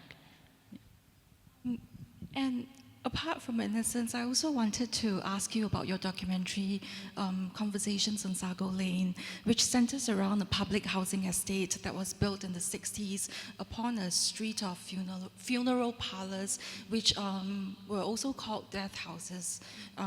And they later became home to one of the highest concentrations of elderly aging in Singapore. So Chen-Hsi, could you tell us more about this film, and perhaps where does this concern with memory, urbanism, displacement stem from? I think I want to reference what Pin said, which is, we don't really know what necessarily draws us. Usually we approach something from, a point of just something that we're curious about. So then, I leave it to the audience to make what they want of it. I think I also made that film around the same time as this, so within a few years of having come back to Singapore. And again, it was something that was made with, sort of like the love of friends, that sort of thing. And it was just a couple of us, and I was actually horrified by something I had learned, that the elderly in Singapore were on sort of public assistance that at that time was about $270 a month. And I thought, how on earth can anybody live on that? And I was, also, very blown away by the fact that a lot of people who were living off of this were Singapore's, pioneer generation. So it was a matter of, going into those, flats and finding the people and seeing if they were willing to share their story. And they were actually, quite willing to share, but it was what they talked about that was, very painful, because, for example, you have somebody saying, well, if I just don't have any more money, then I just won't eat for the rest of the day or rest of the week. And I think at that time particularly, it was, I think there was a sort of quite a bit of a discussion in the period about how much was enough. And I think about 1 or 2 years after that short film came out, they raised the public assistance to about another $100, so 300 and something, which still seemed very small, but I think that had become part of that discussion. And while we are at the opening program for Goddess, and I cannot not take the opportunity to ask you about USC Women of Cinematic Arts, which you helped co-founded, and could I ask you what the impetus was? Oh, I don't know. That was a very long time ago. I mean, it was co-founded. I mean, I was just one of several co-founders. Gosh, and I mean, USC is a very, very sort of Hollywood kind of school, and I think, gosh, there were quite a few things going on at that time. I think one of the main sort of impetuses behind that was that we felt that women, obviously women directors didn't have a voice, women filmmakers didn't have enough of a voice. My name is very, very difficult to identify whether it's male or female. There have been countless sort of festivals and countless, sort of like pitches, development programs I've gone to where people think they're meeting a man, and then actually they get really surprised when they find that it's, actually a woman. So, obviously, some of my, friends and I, in film school, gosh, many, many years ago, had sort of, had similar interactions along those lines. So, yeah, that's how it came about. Yeah. Well, I'm going to go to Olivia Griselda now. So Olivia is a Singapore-based, Indonesian-born writer, director, and producer. And over the last 10 years, Olivia has worked on publicity and digital marketing campaigns for BBC Storyworks and Asian Food Channel. She also developed Indonesian films and series for Amazon Studios. She's currently producing, if I'm not wrong, an animated short film, Bocor, by Indonesian director novella about a middle school student who tries to get rid of her period leak while in class, but instead it ruptures into blobs that swallows her into her uterus. But today, I would like to talk about one of Olivia's short films, which is called She and Her Good Vibrations. And this is an animated comedy short film that she made together with animation filmmaker Sarah Chalk. I think Sarah might be in the audience today. It's difficult to speak about sex positivity and self-pleasure, I think, even among friends. So Olivia, what made you want to make a film about the topic of celebrating female pleasure? And would you tell us more about what the film is about, the starting point for it, and the incredible journey that you went on? Yeah, thank you, Sin, for the question. So yeah, this is like the film. It was inspired by my own personal mishap with a vibrator that a friend in uni, she gave to me when she went to Thailand. And then she went to the night market and she was like, oh, I saw this and it was on a 1-for-1 discount sale. She bought one for me. She's such a good friend. So I ended up using it, and basically it broke after 1 month. And then 3 years later, I was already going to acting school, the Harger Center of Acting and Creativity, just to take acting classes, improvisation classes, and they were doing a bi-monthly real life story sharing session, and they were looking for stories around the theme of craving. So I thought okay, maybe let me write my own real life story about this. And then when I was sharing it with my acting teacher, then he was like, you really must read this story. And so when I read it to a group of I think around 30 people in the room, the women were laughing non-stop. And some of them came up to me after the reading and they were sharing how they secretly have their own toys, but they also don't feel comfortable talking about it even with their close friends. So I think that was a strong encouragement for me to continue thinking about what should I do with this story so that more people heard about it. And then about 2 years later, animation film festival, Cartoons Underground and Scape, they were running an animation pitching storytelling lab. That's when it connected the two dots for me that my story, it had to be in an animation format. Because one of my previous works, which is a short film called Just Because We're Friends, it's also dealing with sex. And when I was watching it with people, just to see how they react towards watching intimate scenes, I feel that it could be very uncomfortable watching that in live action. So that's why I feel that it has to be in animation format. So that's how in the pitching session I met Sarah Chalk, a very talented animation filmmaker. She was one of the judge in the pitching lab. And then I also met our producer Gerald Chong. So the three of us decided to collaborate together. And this is one of the earliest concept art that Sarah drew up for the film. So I think when the three of us came together, there was about 2 weeks gap to submitting Singapore Film Commission's short film grant.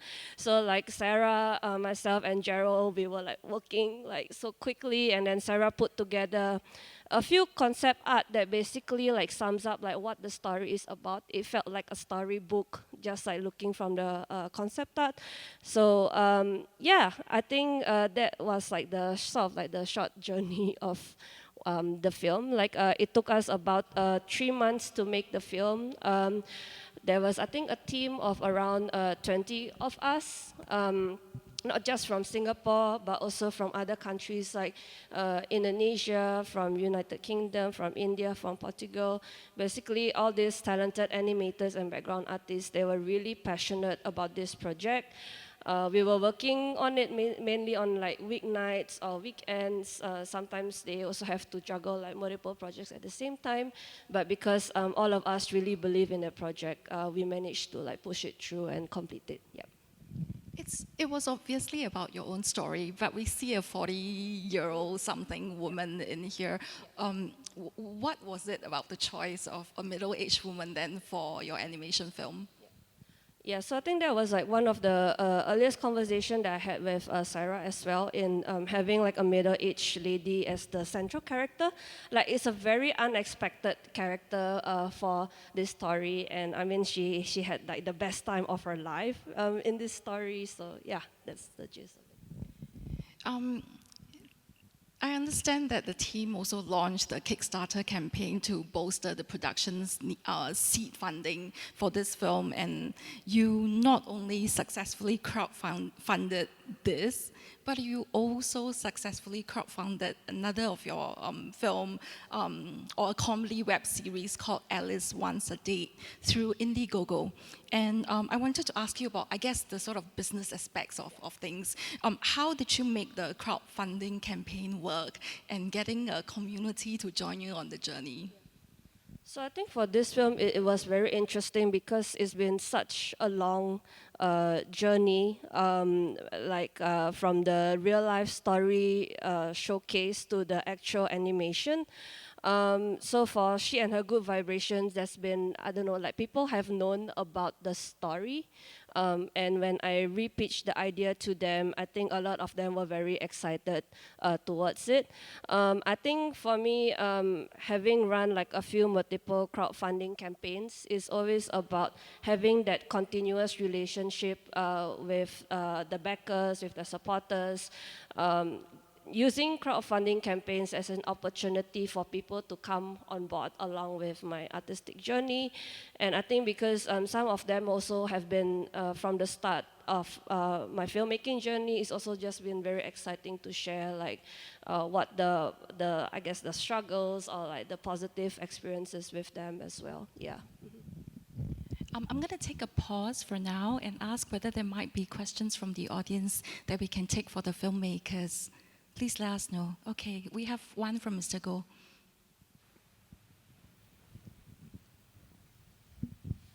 Hi, it's the same question. Do you have a favorite goddess or filmmaker or like a woman that you look up to, and why? Thanks. Again, thank you for asking my question. Pimpin, could we start with you then, and then we can move down the line? Wow. I think one of the reasons why I choose the people in my documentaries is partly because I'm oftentimes in awe of them. So the person I'm in awe of would be Amanda Heng. She's a cultural medallion winner, and she's also a performance artist. I didn't know very much about her work until I made Walk Walk, and when I found out more about her work, I just was quite blown away because she just uses the most simplest gestures. And then she's able to imbue these gestures, whether it's plucking taugeh, bean sprouts, or just walking. And then suddenly these really very basic gestures take on such monumental meanings. If I may have a chance to actually say, my other goddess would be another woman in another documentary of mine, Dr. Ang Sui Chai. She's a political exile who has lived away from Singapore since the mid-1970s. She had to leave because her husband was a wanted man, but she herself was not exactly wanted herself. Yeah. But anyway, she is a doctor, but in the course of her time in the UK, founded Medical Aid for Palestine, of which she has been an advocate for all these years. I just find her grace incredible because oftentimes when she's campaigning for Palestine, you imagine that she would, given the stage, talk about her own exile as well, but she's never at any point talked about herself or used any of these platforms. But it was all about raising funds for the Palestinian people. So that's why these are my two. But if I was a screen goddess, it will always be Maggie Chung. Chen-Hsi? And something that you had sent over, and I was thinking very long and hard about it, but I actually struggle with the word goddess myself, so actually this whole symposium this afternoon has been very interesting to me because I was wondering how that question and that word was going to be approached, because this idea of goddesses and screen icons, to me, it's a very alien it's a very alien perspective. So I think I have to sort of step back from that question and pass that on. And Olivia. I don't know if the first person I could think of was Oprah Winfrey. She's not like, I guess like, she's more like a media personality, but it's just like her presence and her empathy. For the women filmmaker, I think one of the, somebody that I looked up to is this French filmmaker. Her name is Agnès Spada. I really looked up to her in terms of how she could dabble into fiction and documentary really comfortably. And I remember when I was watching her documentary called Gleaners and I, so it's about this woman who goes to find, I guess it's like the, I don't know, like food that were thrown away from the supermarkets. So she meet these people who collect this food, and I don't know, like the way that she, because she also appears in the screen herself sometimes, like she does it in a very like empathetic, but she also has this like tongue-in-cheek aura like around her as well. So yeah. Eva, what about you? I remember that one. I remember one of the audience asked what is enduring in terms of when you talk about goddess or about beauty, and this this Chinese words that comes to me, which always link these three adjectives together, is 真善美. Mei, which is beauty, which is the third word. 真善美 means 真 means truth, genuine. 善 means kindness. And I always think that this is a trinity of words that bound together, and it speaks a lot of truth to me as well. Actually, when you find someone who's enduring, beautiful, it's actually linked to these good qualities. They are kind, they are generous, and they are truthful, and they are genuine, honest. And I think, I find that because in the documentaries that I made, I interviewed a lot of educators, and sometimes when you look back, sometimes a lot of your teachers are your first goddess when you are a child, when you're a kid. So I would say that this 100-year-old lady, she's now 100-year-old. She's one of the interviewees from Victoria Street to Ang Mo Kio. She's an educator. Her name is Xu Xuanning Lao Shi. Okay, so she is not my teacher, but she's my teacher's teacher. And I know that all her students adore her. She's a very memorable. She wears cheongsam to the school to teach Chinese, and she drove a car, and even now she's like, when I interview her, she's like 98 years old already, and she's now 100 years old, 97. Okay, and when you interviewed, she was 97, I think, yeah, and 98. She opened her wardrobe for me. She still wears her cheongsam. She can still wear the cheongsam that she wore to St. Nicholas Girls' School when she teach. And her cheongsam, she really hand washed them, so it lasts a long time. So she still really treasures it. So she's like, the way that she lives her life, it just shows that she treasures the things that she has. It's not like she always go around buying new clothes or what. And because she teaches at St. Nicholas Girls' School, which is charms, which is right at the center in Victoria Street. There's a lot of shopping centers around. So during recess time or during a break, when she said that when I step into the school, I will only leave the school when it's off work. So she never take a break to go shopping. Yeah, she's that a good teacher. And all the students told me that whenever they gave her the assignments, she always returned the assignment the next day. So the students still have fresh memory of what they have just learned. So I really respect this kind of goddess. Yeah. Gone to CHIJ, SCGS was a nightmare. All our teachers was like, I was sat next to Orchard. SCGS was like every psychotic teacher that ever. Sorry. Anyone class from 89, you have my sympathies.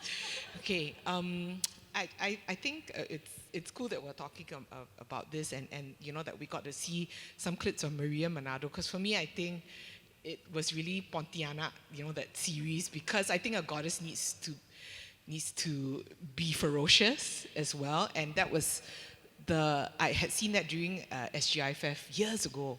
It was the first date I had with my husband. He was late. But I mean, the film was amazing, and it was the first time I had seen it on the big screen. At that time, they were selling, you know, in markets, they would sell the VCD and all that, but I really wanted to see it on the big screen. So that was really cool to be able to see her. She's so beautiful. Then obviously, when she transformed, it's not her as a stunt. It's probably a stunt woman, you know, because she had to transform into Pontiana. As in terms of goddess directors, my husband and I were also just talking about Sally Potter, who made Orlando. And I just think she's so wonderful. And we were just talking about what she'd been up to, because not just Orlando, which I thought was so groundbreaking, but also the tango lesson, which was, I think, she had made one more film, I think, in between. But I think those two films had kind of a really powerful effect on me. And I remember watching Orlando in the UK. Yeah, they had I think a theatrical release of it, and that was the first time I saw it. And I know it's loosely based off of Virginia Woolf. I think it was a short story, and I just think that so many of the themes that she was exploring in that film, are sort of like being revisited now. So. Well, thank you, Mr. Goh, for your question. Do we have another one from the audience?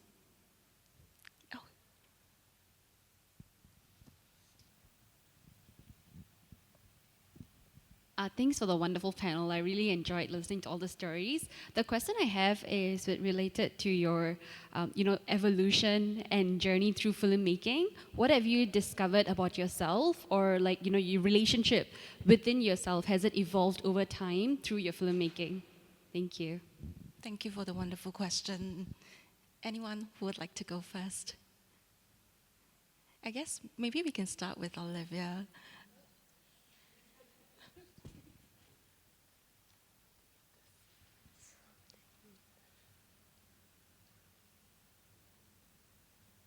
I think the first answer that comes to my mind is about the unexpected journeys of filmmaking, which I never imagined myself. Like, for example, if my current self were to tell my past self that, Olivia, you're gonna make an animation short film like 5 years ago, I don't think I'll believe that. So I think just like taking chances and having that confidence to just finding the right opportunities, making mistakes along the way. I've also been very lucky to meet a lot of people who have been very supportive in my journey as well. And that gives me a lot of confidence and courage as well. Eva, what about you? I don't know. I try to say it very simply. I think you just sometimes have to really listen to your heart. I think that in retrospect, if anything that I regret is that why I didn't listen to my heart at that moment. Yeah.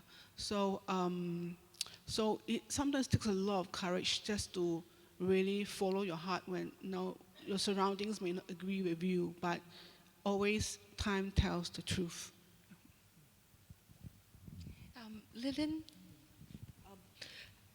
I think for me, I realized that I think some of the characters I was exploring were in my 20s. I've been, making especially short films for quite a while.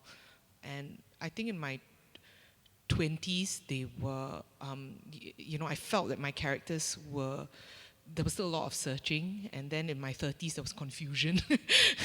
And then I, just talking about what Eva said, now that I'm, just turned 50, and I've been making some films and some short films in the last few years. I think I'm interested in this idea of, that's why I said this middle age coming of age. This idea of courage, like finding your finding your footing. So I actually am excited about. I panicked. I had a full 3 months or 6 months of panic, that, oh my God, we're 50. Oh no, Then towards the end, I was like, wow, this is great. And if you don't have to get into that, but I feel that that's really affected how I think about my work, you know, and how I want to move forward. Yeah. Chen-Hsi?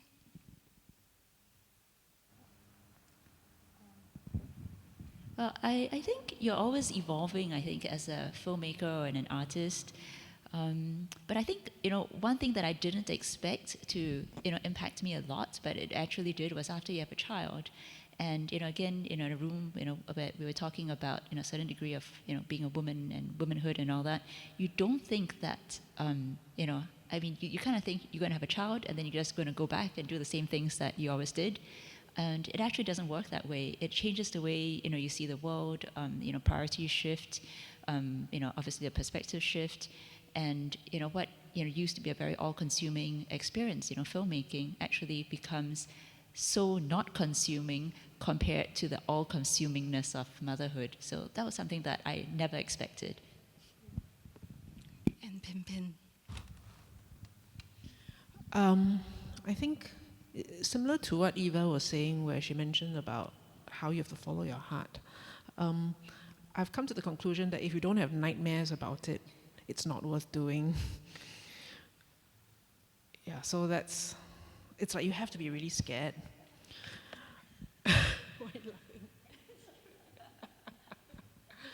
The second thing I would say is I think I've come to a point where I used to feel obliged or responsible to make films. I think that's what, when I was writing in my personal essay, which they always make you write when you apply for film programs, why do you want to make films? And there was always this very nationalistic tone in my essays. I want to make this for Singapore to be a better place, you know, that kind of tone. And when I read it now, I'm like thinking, I think moving forward, I just want to make stuff for myself that give me nightmares.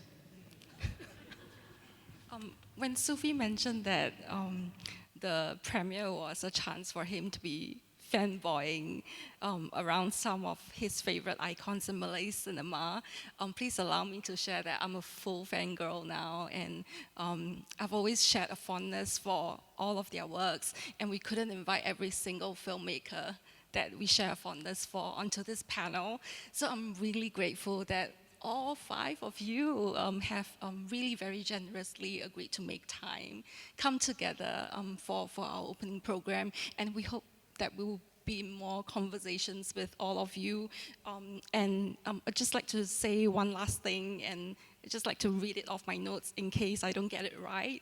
So Pin, Lilin, Eva, Olivia, and Chen-Hsi, thank you for your unflinching vision, your risk-taking, and your profound commitment to telling complex stories through the language of cinema, and sharing with us first-hand accounts of what it's like to be the front lines of women's filmmaking and behind the camera. Please join me in thanking our filmmakers panel.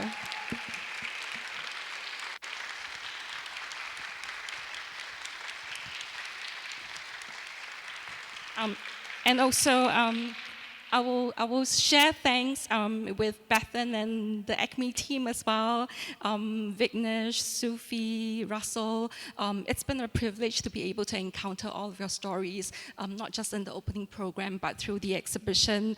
So thank you for bringing an authentic representation of identity experiences and points of views. And wonderful thanks to Honor for opening remarks. And if you could also allow me to take some time to acknowledge the working team for this event. My colleague Diona, who was at the front of house, was looking after all of us. Our museum services team, who's always the backbone of technical production for our symposia, and today they are hard at work behind as well. And my public programs colleague Jia Ying, who is the producer of this symposium and has been expertly coordinating all the big and small moving pieces.